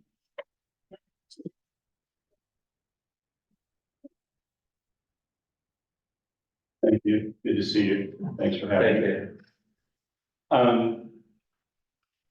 There's a few to unpack there, obviously. Have we ever permitted it at 11.2? The answer is it was a permitted use back before March of 1985, and we deem it permitted at 11.2. Where the confusion lies, and this goes to one of the members of the public question, if there is conditioned space and a business utilizes it, and it could be one visit a year, or one visit a day, or 10 visits a day, we equate the use of square footage, just like a restaurant, we would count seats in a restaurant as a measure of how many people can utilize the restaurant. And that would be kitchen activity and bathrooms and water service, things like that. So with the business, the square footage relates to the number of people who can be served, how many offices can have people in them, and so forth. So we don't distinguish between successful businesses and unsuccessful businesses. We say you have square footage that can accommodate people who use water. So it does relate to the square footage. And it really puts us into a kind of an intertemporal problem, time-related problem. And that's in the current, if you were to now permit it, it would be a new use for which Rey Oaks does not have an allocation of water to give the business owner. If you wait a year, we may have a new allocation we're working on related to the Pure Water Monterey project, but that could get delayed. That's not a sure thing, but the goal is to give all of the jurisdictions a new set of water to work with. But that's on the come, and that doesn't help the business owner who's already a year into it. So then we go dial back to the past, and we were presented with the affidavits, the photographs. Frankly, my recollection is asking Mr. Daddy, didn't I see a photograph that didn't have an elbow in the stairwell, but it was a straight stairwell that went up to the mezzanine in question?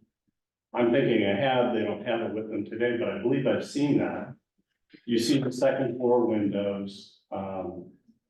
There is the doorway to nowhere now. But the questions we asked were, was it conditioned usable space that was used throughout time? And so the answer was yes. And we wrote a letter saying we will recognize that space at the full 11.2.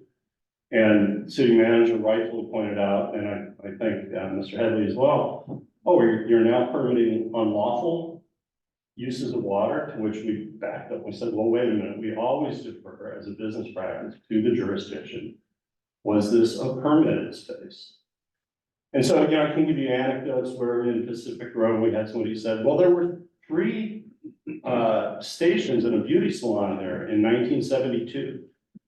And we said, well, if the jurisdiction can attest to that, or you can find a yellow pages or a photograph or something that can tell us the water intensive uses there or the types of uses there, then we will grandfather it in as being prior to our 1985 regulatory framework.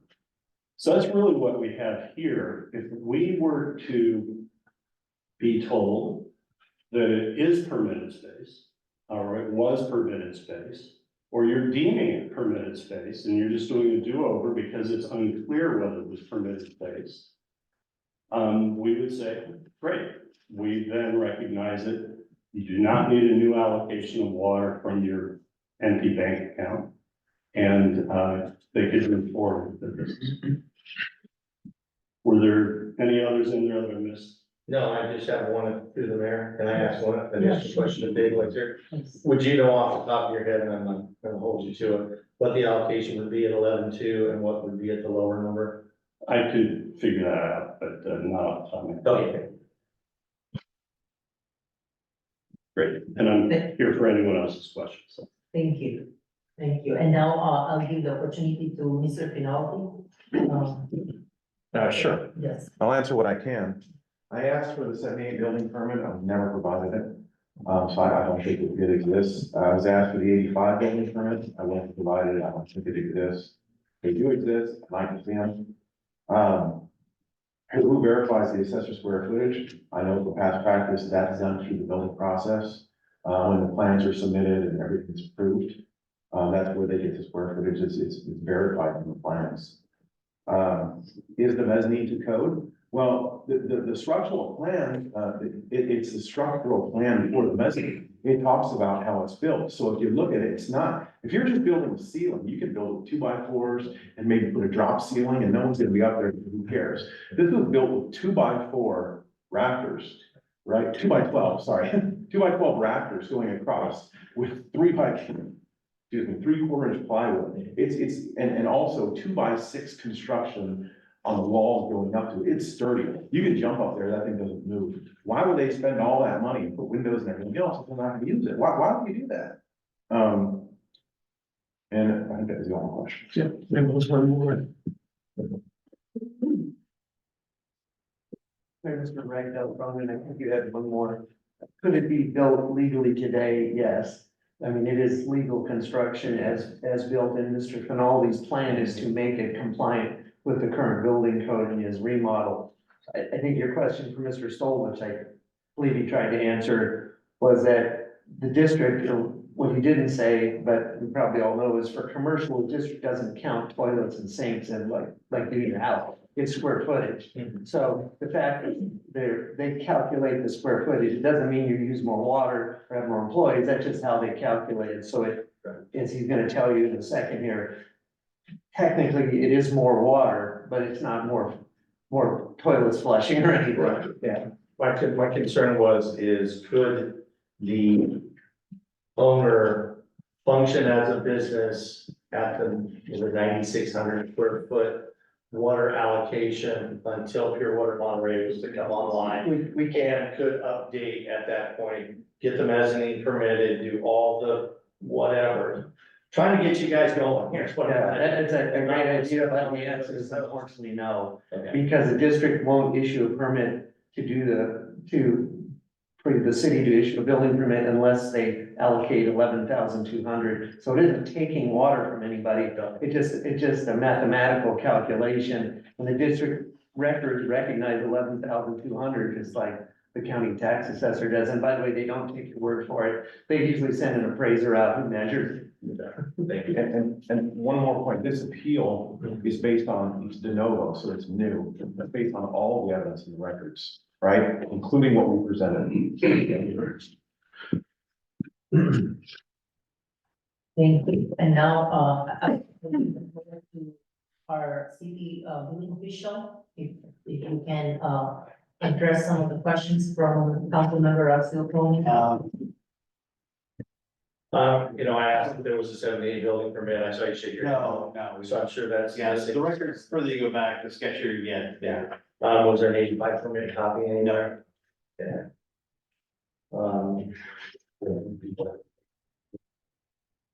I think the rest of this is just like, one. I think we're good, thank you. Thank you. Okay, and I'll give the floor to council member Shirley for your questions, or we can call any of them, and then so you can address the questions to them. Okay, Yeah. thank you. Thank you for your presentations. Similar to Councilmember Ragsdale Cronin, I am also a little frustrated that, this was the first time I saw Mr. Headley's presentation. We just got this packet from Mr. Finaldi just last night. What was in the agenda packet there was nothing, well, there was maybe another letter that was new. So I'm frustrated that we're having to make this decision on information that we're just seeing now. I have a question for Mr. Headley. So you call it office space that was permitted in 1985, like you never call it a mezzanine. When you say office space, are you talking about that same area where? Yeah, what we can ascertain from that envelope, they were building an office area that was below what they're calling the mezzanine. The mezzanine is the correct term for what would be up on that ceiling, so they built stairs to it, that would be the correct terminology, and there would be railings around it. So we're trying to ascertain from, 30, 40-year-old records, with as much clarity as we can. So again, but in 1985, there was some permit that was issued for an office? Yes, so the original permit did not have the office built, so And they. that's below the mezzanine? Yes, it was just an open office or just an open warehouse. So they built that office in 1985, which was part of that original 1978 proposed plan.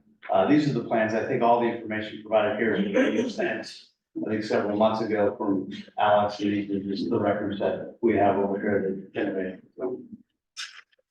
So, how do we know that the mezzanine was not built in 1978? Because there's no stairs or identified stairs going to it, even the record keeping at that time, that was a significant component. When you have a mezzanine, it says right in the code that he was reading from, to have a usable occupancy, how do you get to it? Is the stairs. And actually the stair requirements back in those days were more restricted than what we have today in terms of variance and what's required there. So everything else is shown in great deal on the plans, but we don't have stairs going to it. We don't have stairs at any plans. That's the problem. So how is that space being used? Up above, very typical for a warehouse, because we have several buildings like that through there. People use them for storage. They do roll up stairs. Are they used without permits and stairs built to them? Absolutely. That's why that plan that came in 2016, there was a whole new office that was built in the middle of the building and had stairs going to it. We're not the FBI. We don't investigate buildings. We don't stop by. We like the people to kind of operate until there's a trigger event where they apply to us. We don't go out there. So it was very clear that those stairs that were asked to be removed weren't even going to the place that they're talking about. There were still no stairs at that point in 2016. We just don't have a record of stairs to what they called in 1978 the mezzanine, which would then trigger to be a legal mezzanine. We just don't have stairs going to it. So I look at those records going, those stairs would have been required in 1978, 1976, actually back to 1956. Those stairs would have been required to be shown on those specific plans, and they're not. But I can attest to something that, I clearly know as a code official for your jurisdiction, there's no stairs going to what they declared as a mezzanine. They called it mezzanine, they just probably wanted to use that in the future, and that's really common to maybe I'm sure they anticipated using. Just didn't get around to it, did submit for the stairs, and the doors that were mentioned were actually put in the last 5 to 10 years. They actually go outside to the 12-foot fall. So things get done without. We all live in the real world. So hence, I'm required to go back to what's called the authority having jurisdiction, our record keeping process goes back to that flow chart saying, how do we accumulate those records? Because when we get into a legal dispute, the authority having jurisdiction is the one required to accumulate those records. That record keeping process has gotten a little more tighter over time as we have these problems with, boy, it would sure be nice for all of us if we had a complete set of plans from 70, 78, and 85. Yeah, my life would have been a lot easier. I wouldn't be here tonight. And, you know, it's just great business operating here, but I can only go by restrictions and regulations I'm So required. you're going off the building plans, Yes, absolutely. because we do not have a building permit. We cannot find a building permit. The building permit is the record keeping of the inspector when I go out there to sign, similar to the one that I go. And I'm just, that record is verifying that they were built according to the plans. So is it possible, let's say we found a building permit in 1978, is it possible that it could say that there are stairs leading up to a mezzanine? On the building permit itself, that inspection record, Yes. no. They would be a part of the plan because they're required to show the details of the, what's called the rise and run, the railings and the guardrail that would be required around that mezzanine. None of that is ever shown. It's not just the stairs are missing. There's the whole rest of it that's missing. It's not just the stairs. That's just the beginning component. But the It's not. building permit would show the mezzanine. The building permit, no, the plans would show it, but we have the plans We have and the they don't show. The building permit wouldn't show it. That's just a record of what I would sign when I'm up there. Confirming. Confirming that there's a. Confirming the plan. That's all the Confirming permit plan, does. because we have a plan. That has no stairs to it. Hence the dilemma I have. I have no plans showing stairs or use of that upper floor. The use of that upper floor not just would require stairs, it would require a guardrail around it, some sort of fall protection. The stairs are one component, I would just wrap around just that, but there's a lot of components that would have been required, and those plans would have shown. They're the ones we had, I mean, they were pretty detailed plans as far as how that was built. There is nothing. So I don't know where to go with it, you know, I'd love this business to be in there, but and again, I have to be able to say on the stand or sign the bottom of that document. I mean, it's safe to say that this area has been used though. Oh, absolutely. Lots of places like this gets used, it has been used, it was used, there was a whole building next to it inside that was built and it was used without permits. You know, yeah, we live in the real world, that people build stuff out there. And again, we're builder friendly, we don't go by and bother people around here, we let them use their buildings. Until there's a triggering event, and I'm required to provide oversight. Yeah, not the nicest way to meet people in my job. Yeah. All right, thank you, Chair. You have any question for Mr. Penelope? Would you like to say? Sure.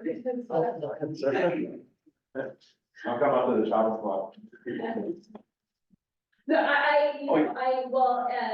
I guess my only problem is that you keep saying that there is, water for an 11,000, 200 square foot building and. Yes.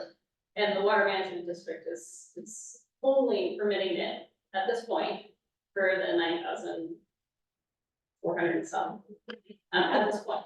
And so so. Because that's all that's been requested. Their records show availability of 11,200. Right. So say that again, the records show availability. Of 11,200. Dave, can you clarify that? We've got us. Well, yes, Sorry. I'll let clarify it. You need to decide my support. Yeah. So it works like this. If it predates our regulatory framework, then you don't need to take a positive action at this time to release water from your jurisdictional allocation. So every city has been given water. You're one of the two that pretty much dropped down to zero, practically 3. So you don't have the water to give for new development. And so if we have a pre-existing use prior to March of 1985, and early on, all the indicators for us, photographic and the affidavits and what have you, was this was a use that predated 1985, gave us the comfort we needed to say, oh, great, then we can, grandfather in the additional 0.112 acre feet. Which is not very much water. This is football season, so let me put it in context. An acre foot is a football field with a foot of water on it. And 0.112 is, from the end zone to the 11-yard line. It's not much water, it's about 37,000 gallons a year. But you don't have 37,000 gallons in your allocation to give them. And so that's why we were asked to look at the prior uses, and we felt there was evidence. But then, as we don't need to beat a dead horse, then the question came up, was it permitted? And that's where the city has stated that they said, So you can only grandfather in something that's permitted. correct, otherwise it's deemed to be a new use for which you have to demonstrate in current time that there's water available.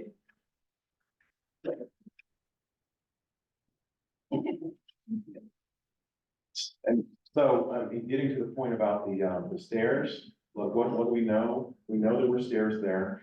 We have declarations, we've got the photo. We were told that they, fixed the refrigerators up there. Now the stairs are gone. Well, why are they gone?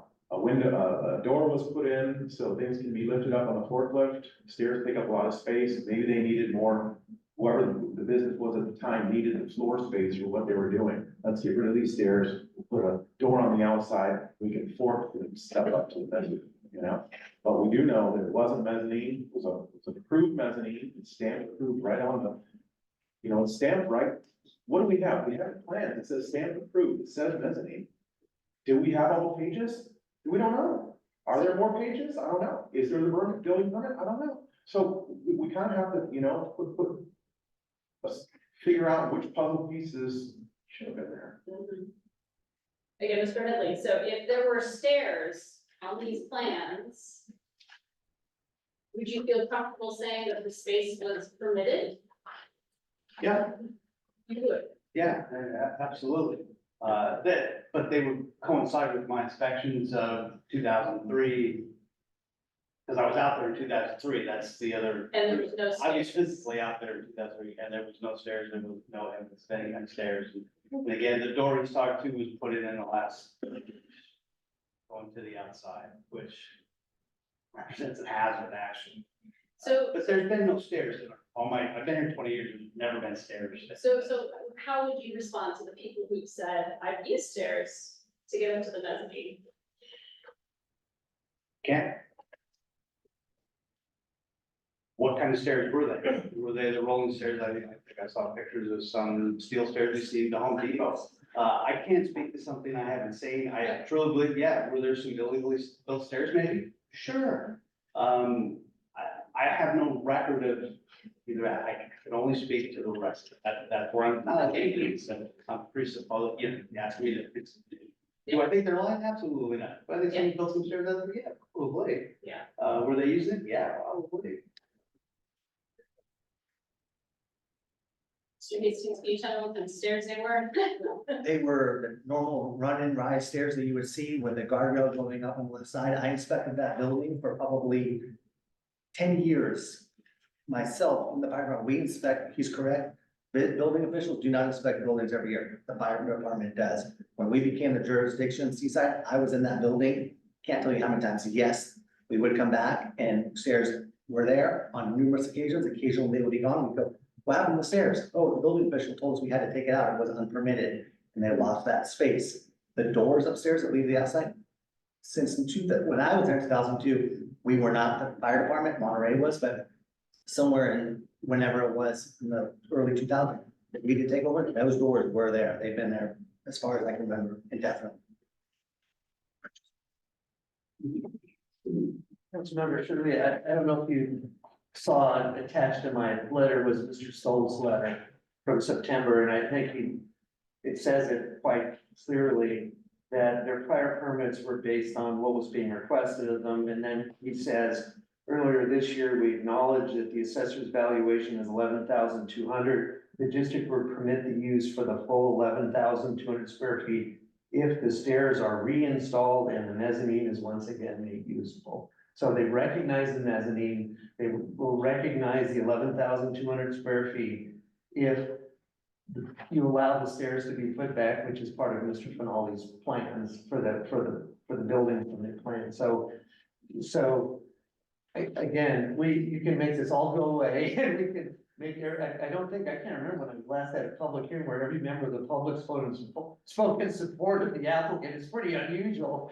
But you can resolve all of this by simply saying, acknowledging that the building plans issued in 78 and 85 had a mezzanine. A mezzanine is a floor that is usable. At some point, somebody put stairs in there. We don't know who or when. And as long as you recognize the 11,200 as a mezzanine or building of 11,200 as including the mezzanine, we're done. And they can go forward and use the 10 yard line worth of water, for example. Thank you. Thank you.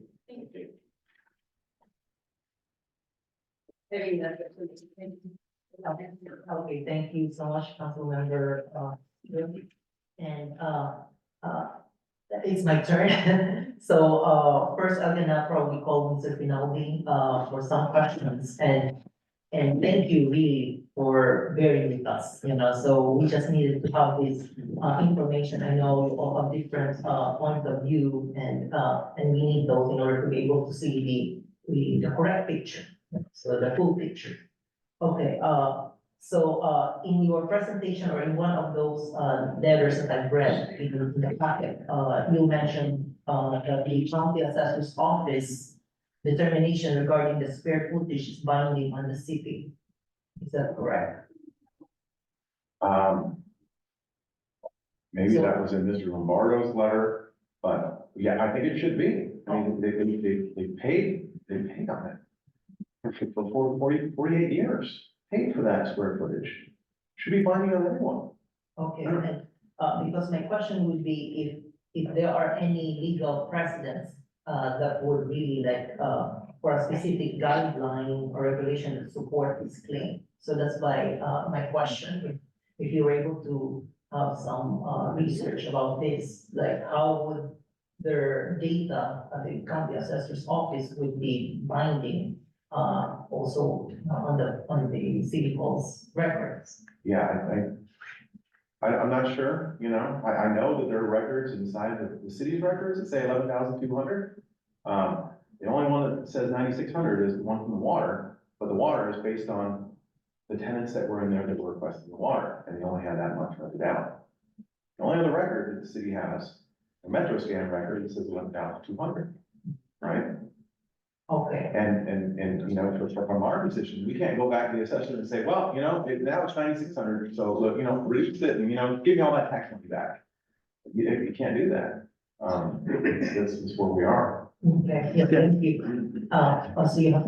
Yeah, Councilman, for better or worse, I've got a lot of assessment appeals under my belt at the county. And how they establish the square footage is at the end of the building process, the city or county typically forwards document to the assessor's office to say, okay, it's done now, you can go out there and assess it. You can now assess it as a completed building. And typically what they do is they send an appraiser out there, sometimes with a tape measure, and then they measure the building and calculate the square footage of it. And in this case, the assessor's records show 11,200, which could only be possible if they counted the mezzanine. Either that or they had a really bad tape measure because the square footage on the ground is only 9,600. So the county, it isn't so much a legal precedent, it's just that's how it's done. The county gets the information from the jurisdiction, they assess it based on what the permit says, and they typically an appraiser goes out and then verifies what was built. And in this case, since 1978, they've been paying taxes on 11,200 square feet, which has to include the mezzanine. So it was, and Mr. Headley's probably right. Who knows whether they meant to build, did somebody build that mezzanine and then decide, well, we'll get back to it, finish it later? Maybe, but it's still a mezzanine. That's the important thing. That's why Mr. Stoltz's letter says, if you make it consistent with the code, we'll recognize it. Okay, thank you. And also, you mentioned earlier as well, Mr. Fidelity, regarding the records, on metro scan. And can you provide, some information, how they will collect those information? What's their methodology and, will it be reliable information? Because I just, would like to really like know how they would collect those data. Those are based on, county records. Right, so those are the same type of things that, real estate agents use, commercial real estate agents use, to determine the square footage of the building, and, you know, when you decide to buy a building or not to buy a building or to sell a building, that's the record that you use, right, say the actual square footage of the building. I didn't put it in there, it was there, it's in the city records. Why? I understand that there's the authority having jurisdiction, right, but seems to me picking and choosing which things he says he can rely on. I can rely on this postcard, but I can't rely on the metro scan document. I can't rely on the declarations. I can't rely on the photos that we're doing. I can't, you know, if you can rely on a mailer that's mail out to everyone, you can rely on declarations, you can rely on photos, you can rely on metro scan. And importantly, for this appeal, you hear all the evidence. This is de novo, right? Which means new, essentially. It's a new appeal over all the evidence and all the records, and you make the determination based upon the gestalt. Entirety of everything. You don't have to say that I'm doing it, so that it's. Thank you. And, So if I can clarify, Okay, sure. metro scan is not official, not official. Collects from over a couple thousand different databases, proprietary and government. But they actually have a caveat at the bottom of all of their reports saying that they are not held accountable for the accuracy of the information. thank you, City Manager. And, I also have a question, if you can elaborate for us, on any potential financial or legal implication if the appeal or your appeal is granted and the square footage determination is revised. So if the appeal is granted, then essentially the city would be recognizing full 11,200, which is just the same as it's recognized by every single other agency. Johnson X. And so essentially the financial, you know, is the city gets more tax revenue. We get to build on it, we get to do a work out of there, we get to start running cars, and we got to start selling things, and the city makes money on it. There's only benefits to the city. I don't see any negatives whatsoever. There's not a single negative thing. If you look at the, Mr. Lorga's report for today, it says fiscal impact, and it says 0 fiscal impact, right? That's to the city. To me, it'd be an incredible fiscal impact if this appeal was denied. But if the appeal is granted, I think there's actually a positive fiscal impact on the city because the city gets a tax revenue. In addition to, you know, bringing eyes to the city and, wow, this is a great little city here, and maybe we can come here and bring our business as well. Maybe it's an upholsterer, a cottage industry, or someone that, you know, is related to the car field, and they want to come and, you know, rent one of Mr. Dobby's, buildings over there. Okay, thank you. One last question. Sure. So in your opinion, you know, what specific factors or other evidence that the council should really like look up in order for us to consider, when evaluating the accuracy of the computation of the square footage? I think the most important factors are the city's already admitted it doesn't have a complete record from 78 or 79 or 80. No one knows where the records went. But what we do have is something showing that there was a mezzanine, and it was stamped approved. Were there additional pages that showed stairs? Who knows? Who knows? But there was a mezzanine, it was approved. We know what a mezzanine is, defined it as under the code. And we know it was in use since then. I've got this clear chain of record going back from McDonald's to Mr. Anea, to the Davies, to us. And it's been in continual use. If you look at that's why I put the photo of the plywood. The plywood's worn through in one place. There's been so many people walking on it, it's splintered up, and that doesn't happen just over a couple days. The windows are the same windows as down below, made of the same extruded aluminum, the same brand manufacturer. The framing that you see is all framing that was done at the time. Why put windows and why spend all this money on this room with a door to nowhere. It just doesn't make sense. What makes more sense is that they probably have a page missing, but this was approved and they paid for it because they wanted to use it. Why do they want to use it? Because they ain't split the page. Thank you. Yeah, you're welcome. Thank you. And now I have a question for Mr. Henry, yeah, if you may, and thank you really for bearing with us. Yes, okay. Right.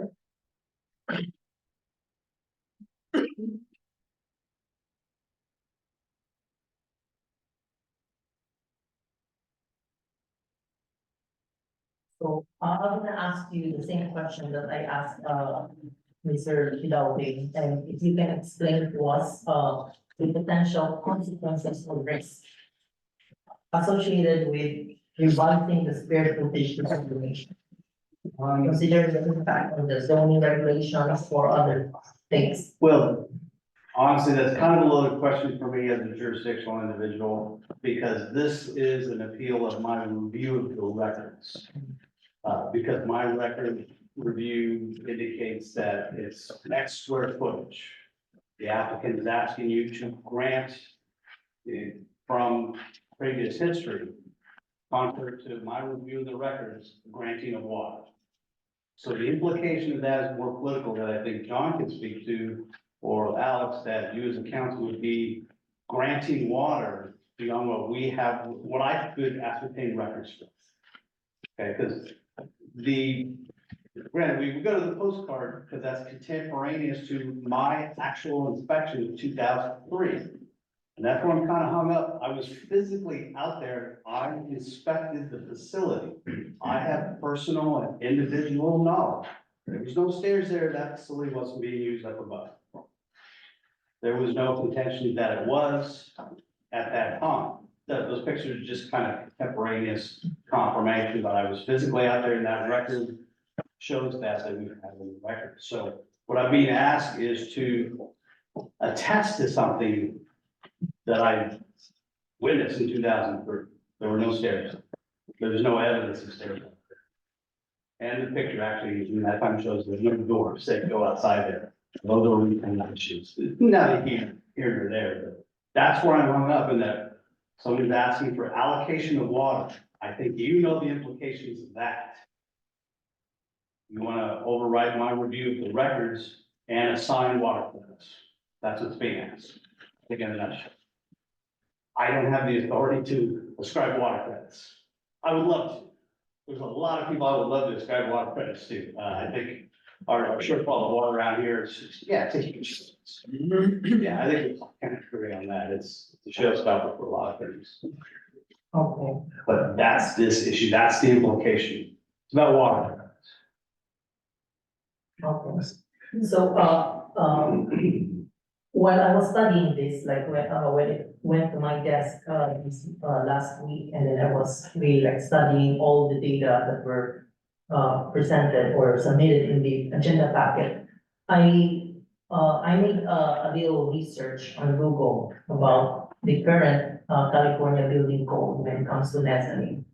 And of course, that's the current, and it states there like a mezzanine or mezzanines in compliance with section 505.2 shall be considered a portion of the story below.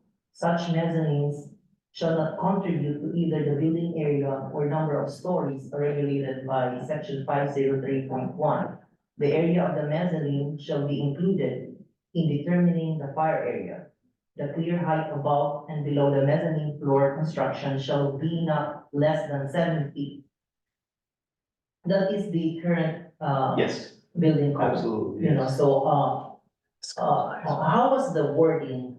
So what that's talking about in 505, chapter 5 is talking about both exiting requirements and the accumulation of bodies and how the code in that section is concerned, not so much how you get into a building, how you get out of a building.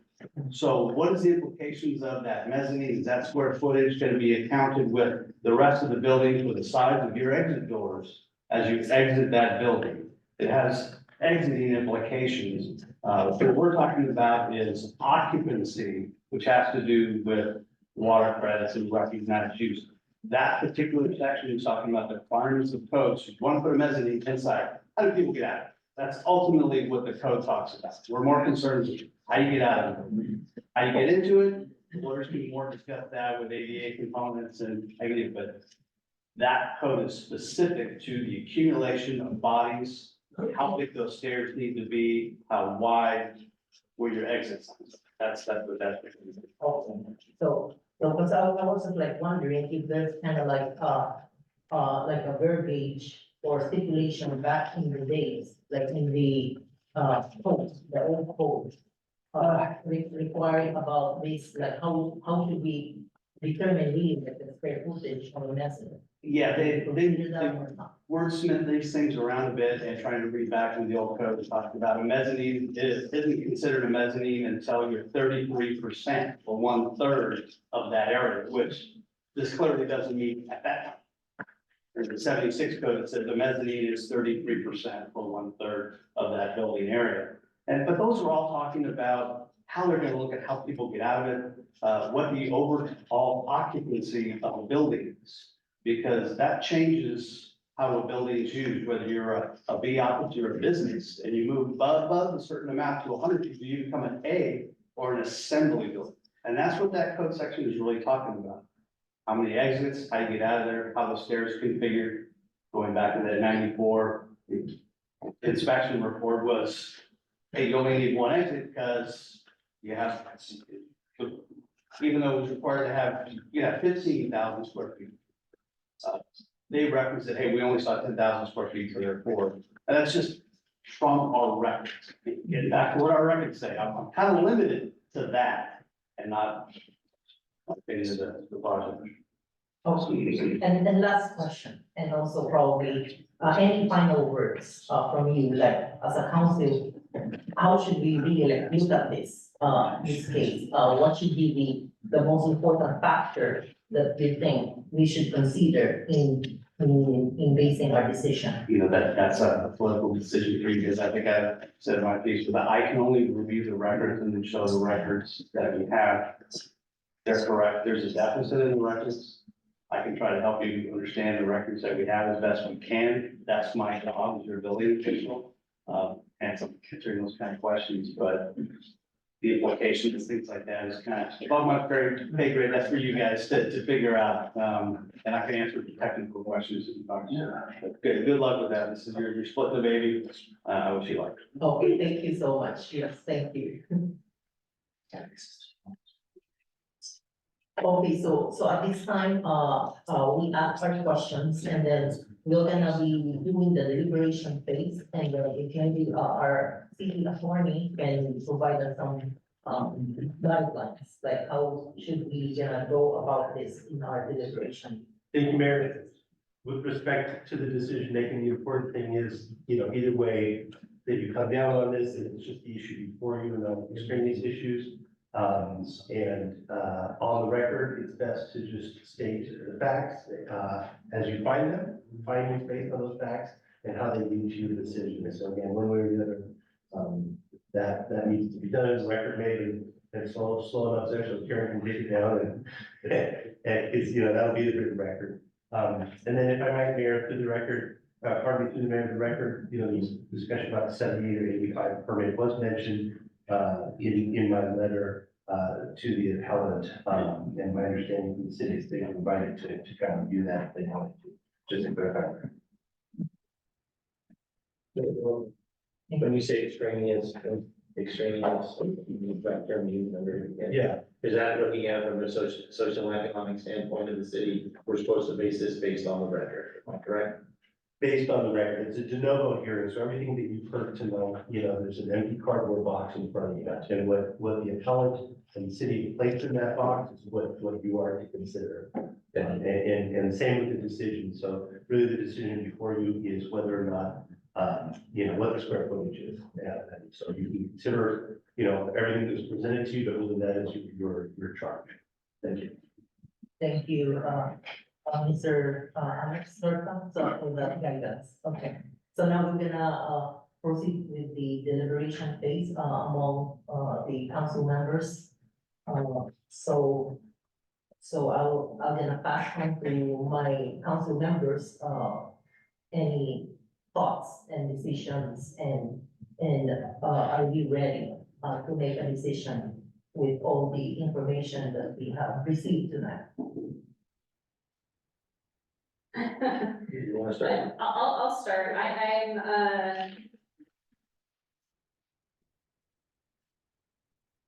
I'm torn.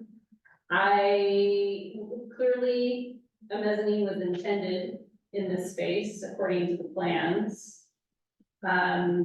It's really unfortunate that we don't have any, we can't find building permits from 1978 to 1985. It seems clear that this space has been in use.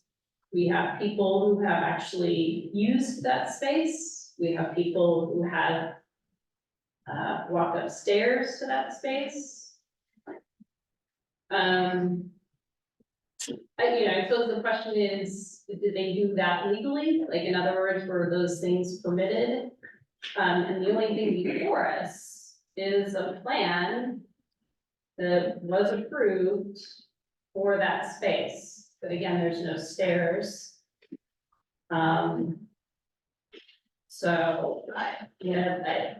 Again, people have been paying taxes on 11,200 square feet. It was purchased for 11,200 square feet. I understand Mr. Headley's position that, it seems as though you would need permitted stairs to get up to this space. And, there's nothing before us that shows us that there were stairs. Although, again, clearly someone got up to the mezzanine, so the stairs. So. Those are the things I'm rolling around with. Okay, thank you, Councilmember Shirley. Councilmember Raxel. Yeah, so using Alex's de novo, I think the comment was you have an empty box and people have been putting things in this box for us to look at. The box is very empty on the city side. The box is very well represented by Alex, in my opinion. We don't have a complete set of drawings. We have a couple of pages from that. We have a couple of pages from the building. If we don't actually own or physically have a complete set of drawings, then we don't know what there's no continuity to say, yeah, we have this picture, it says it's gonna build a mezzanine, that the mezzanine is described, but in some other detail on some other page, might have showed the stairs. Or might have said the stairs are available later, they can be added later. I have no clue on that. I don't know if the county maintains microfilm records of building permits or assessments or any of these other things. We have records showing 11,200 from water management, from the county, and what I understand also from the city. My personal opinion right now, the city's position is fairly weak, in my opinion. There's a lot of data. We have affidavits that say the stairs were there. There was a mezzanine. We have a firefighter that says he went up to them multiple times. I'm not gonna doubt that gentleman. He was in that building, and I've never been in that building, so I'm not gonna doubt his. I don't know what the rules are. If we have to decide this tonight, or if we can get more information. I'm not sure what, but the city's position, in my opinion, is right. Correct me if I'm wrong, but we have those plans, you just didn't show them tonight because they're big. Yeah, they're sitting here, they've been publicly available for all Let's this. please say. Yeah. Yeah, maybe they would have Joe could clarify what's in the file for you all and how big the file is, and that you have done a search of the county records and the water management district records. Just a lot, that's why it's not presented to you all, it's too much to go over. It's pretty well, Joe, maybe you'd like to clarify what's in the record. Yeah, we do have show my presentation, we're now to the 75, 70 plan, 94 plan, 2000 plan. Thank you. Thank you, Councilmember Raxel. Thank you for everyone who's here really and provided input and insights and you presented your side And we appreciate your diligence and due diligence. And me, this time, I feel like, I still have to think it over, because there are some information that I just saw just tonight. And to me, I don't feel really like comfortable to be deciding, making a decision when, when an information was just like presented now, where I haven't, not really able to think those things. I know I got a lot of information from different sides, and I can also, and I was feeling, Mr. Fidalgo's, point that, that there were presentation, that was made by Mr. Headley, but it was only just presented, this evening.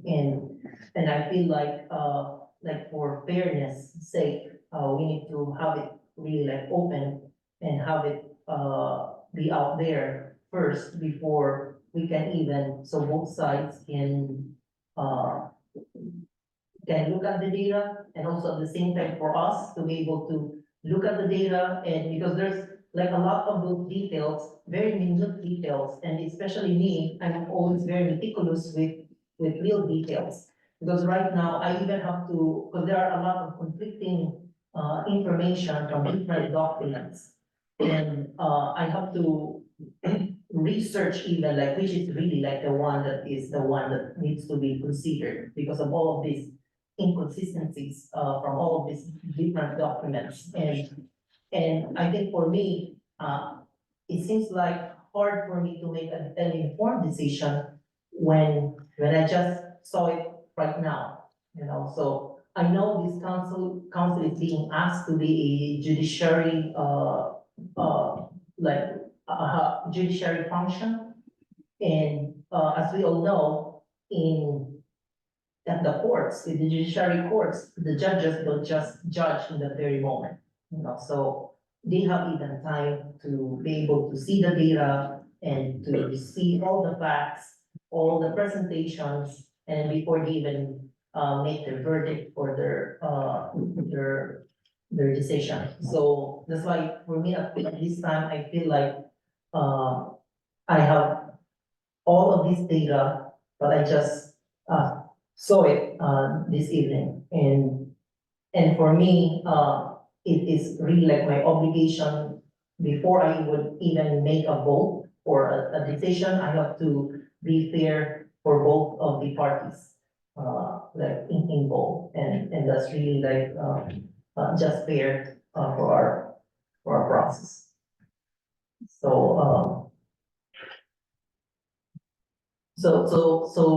if I can, ask our city attorney, if there's a way, do we have to decide right now? That's the question. The municipal code is silent as to specific details on a hearing such as this. Certainly, any further consideration of this would have to happen in a public hearing. So in other words, there would be, an opportunity for you to communicate with Mr. Headley outside of a public meeting. If you wanted to continue the matter or request more information of the appellant or the city, you could do so. I would suggest that you get the agreement from both parties to do so, as our code is silent as to sort of continuance of that function. But certainly any further consideration would be certainly citizens for that. Okay. So, Councilmember Shirley? I certainly understand where you're coming from, because Mr. Headley's was all, line drawings, it was, it would have been nice to actually see it instead of just on the screen. I'm just wondering, again, thinking out loud, what else would you need to read to make a decision? I'm having a hard time with the decision too, based off what we have here, so. Yeah, so for me, it's, even just looking at the plans, all of the plans that were presented, earlier. And then I have to really think it over, because there were a lot, it's overwhelming with just one session right now. Maybe because it's the first time to see it, and that's really like, kind of like, to me, I don't want to make a decision that was based on only like, half like half thought, you know, so it's not well thought. So that's my point, and, I don't know, with your, with Councilmember Russell Cronin, how do we proceed, with this? I mean, I would certainly like to see, have the opportunity to look through the set of plans. That to me would be if there's some details somewhere along the line in that whole set of plans from 1978, which they was built. If there's a set of stairs in there, even if they're spec'd out, it kind of points to the mezzanine was supposed to be there. And I think that's the big question, is the stairs. That seems to be where the rub is. I haven't looked at the plans, I'm not saying you haven't, I just, for me, to make some kind of a decision on this, I need to know that. The second part of the equation for me is, I get the impression, I mean, I understand the tax rolls and all that, it's been 11-2. I get the impression that at one point, water management had approved it at 11-2, but I don't have that for sure in my head. So I would need something to qualify or not qualify that. And then move forward from there. But yeah, I could certainly use a significant amount of it. And just, I would love to go through Mr. Headley's presentation where I can see it. I would love to do that. So that's kind of where I'm at. I don't want to delay this any longer than it has to be. This gentleman wants to get a building, a business going. He's got employees. He's got money coming out of his pockets. But I also want to make a fair decision. I want to make the decision based on the facts, and right now I don't have any facts, truthfully, to make the decision. If that's all there is, then I guess I could make the decision, but I think there's more information out there that I haven't seen.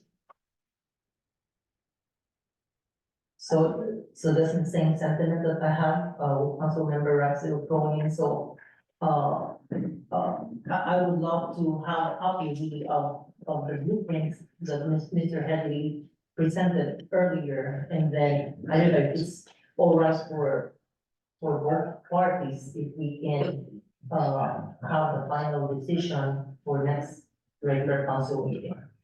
If it was your pleasure, you could continue the public hearing until the next regular council meeting. Oh, You would need a motion. a motion, okay, so, does anyone? I'll make a motion that we, I don't know what the word I want to use is, Continue the public hearing. continue the public hearing until the next regularly scheduled city council meetings so we can collect further data. Sorry, can we just clarify with the applicant, we look at that? I got a couple of questions. Sure. When you say supplement the record, will that be with just the things that were presented today or outside of today? For example, if it's gonna include things that were outside of today, I think we find anything in the interim, we should be able to submit them for the next hearing. So can I ask one question? Yeah, sure. Do you guys have a complete set of plans for this building from 1978? We have a set of the plans that the city has. Would that be the same one? We copied them. No, it's right here. Okay. We, So that's we the copied. 78, that's the 1978 plans. I just want to be careful what I'm allowed to say. Whether they're complete or not. These are the council's records, and I present, they are your records over there in the office available for you, your discretion. And you got those from us? Yes. We got copies of these, yes, From us. but what, from you, yes, Okay, great. but we don't know if it's complete, not complete, there's other things, attachments, everything else, we just don't know. You know, does that make sense? Yes, I understand what you're saying. Yeah.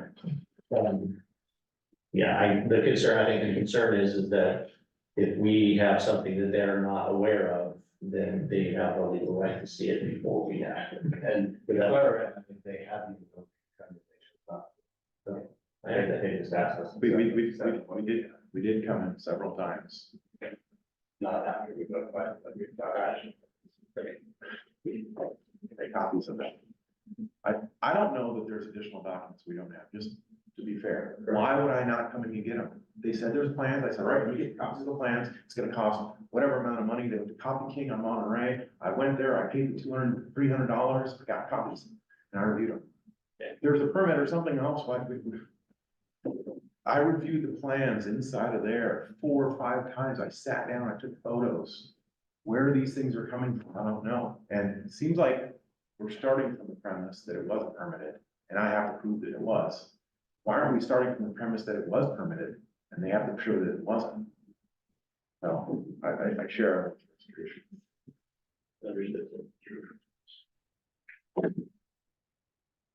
Okay, so, do we have a motion? Yeah, my motion stand. Okay, I second it, and I just really like want to make sure that, the all information will be complete, whatever we have out there, we have this before the meeting.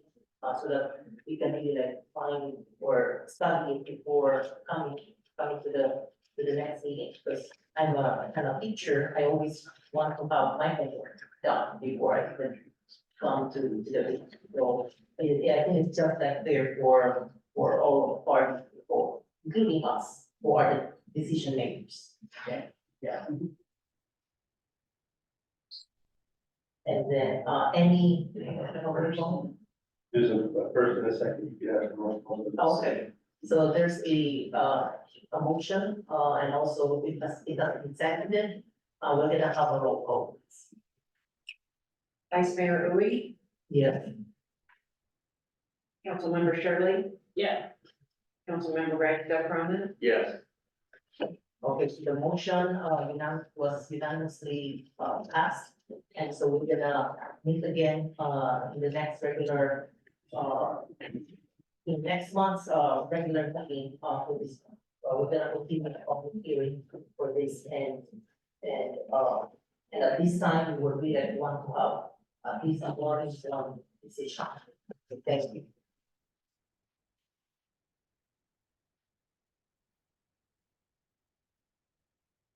Okay, so for our, next on our agenda item is staff reports, and, I'm gonna bring that forward to our city manager.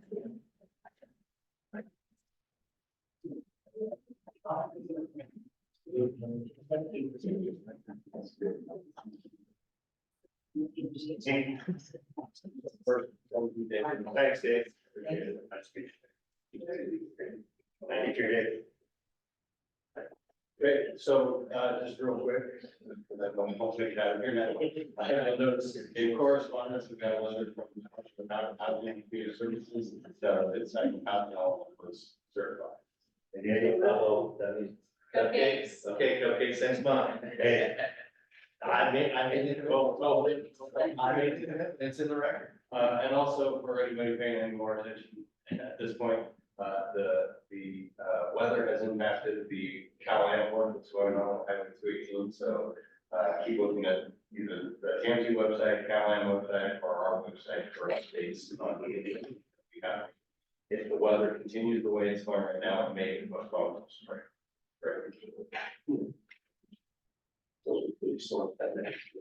Should we? Oh, yeah. Yes.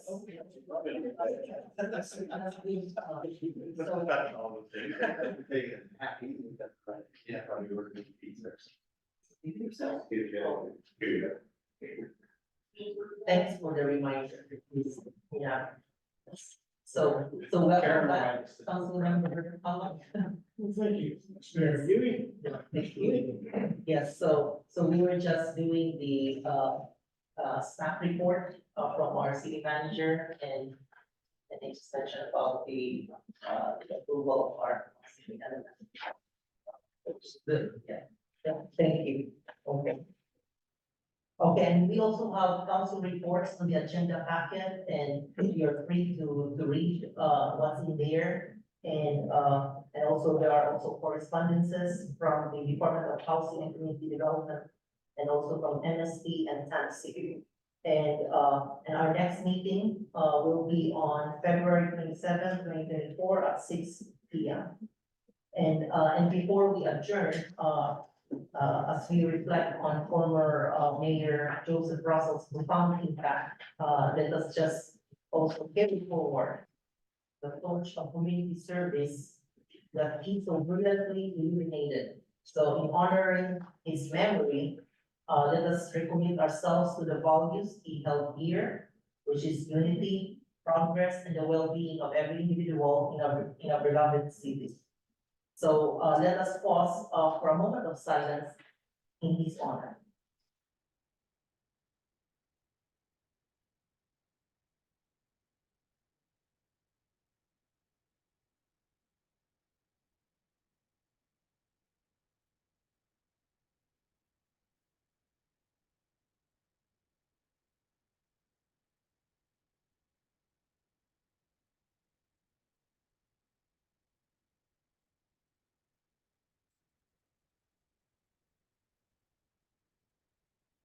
Okay, so, now the meeting is adjourned.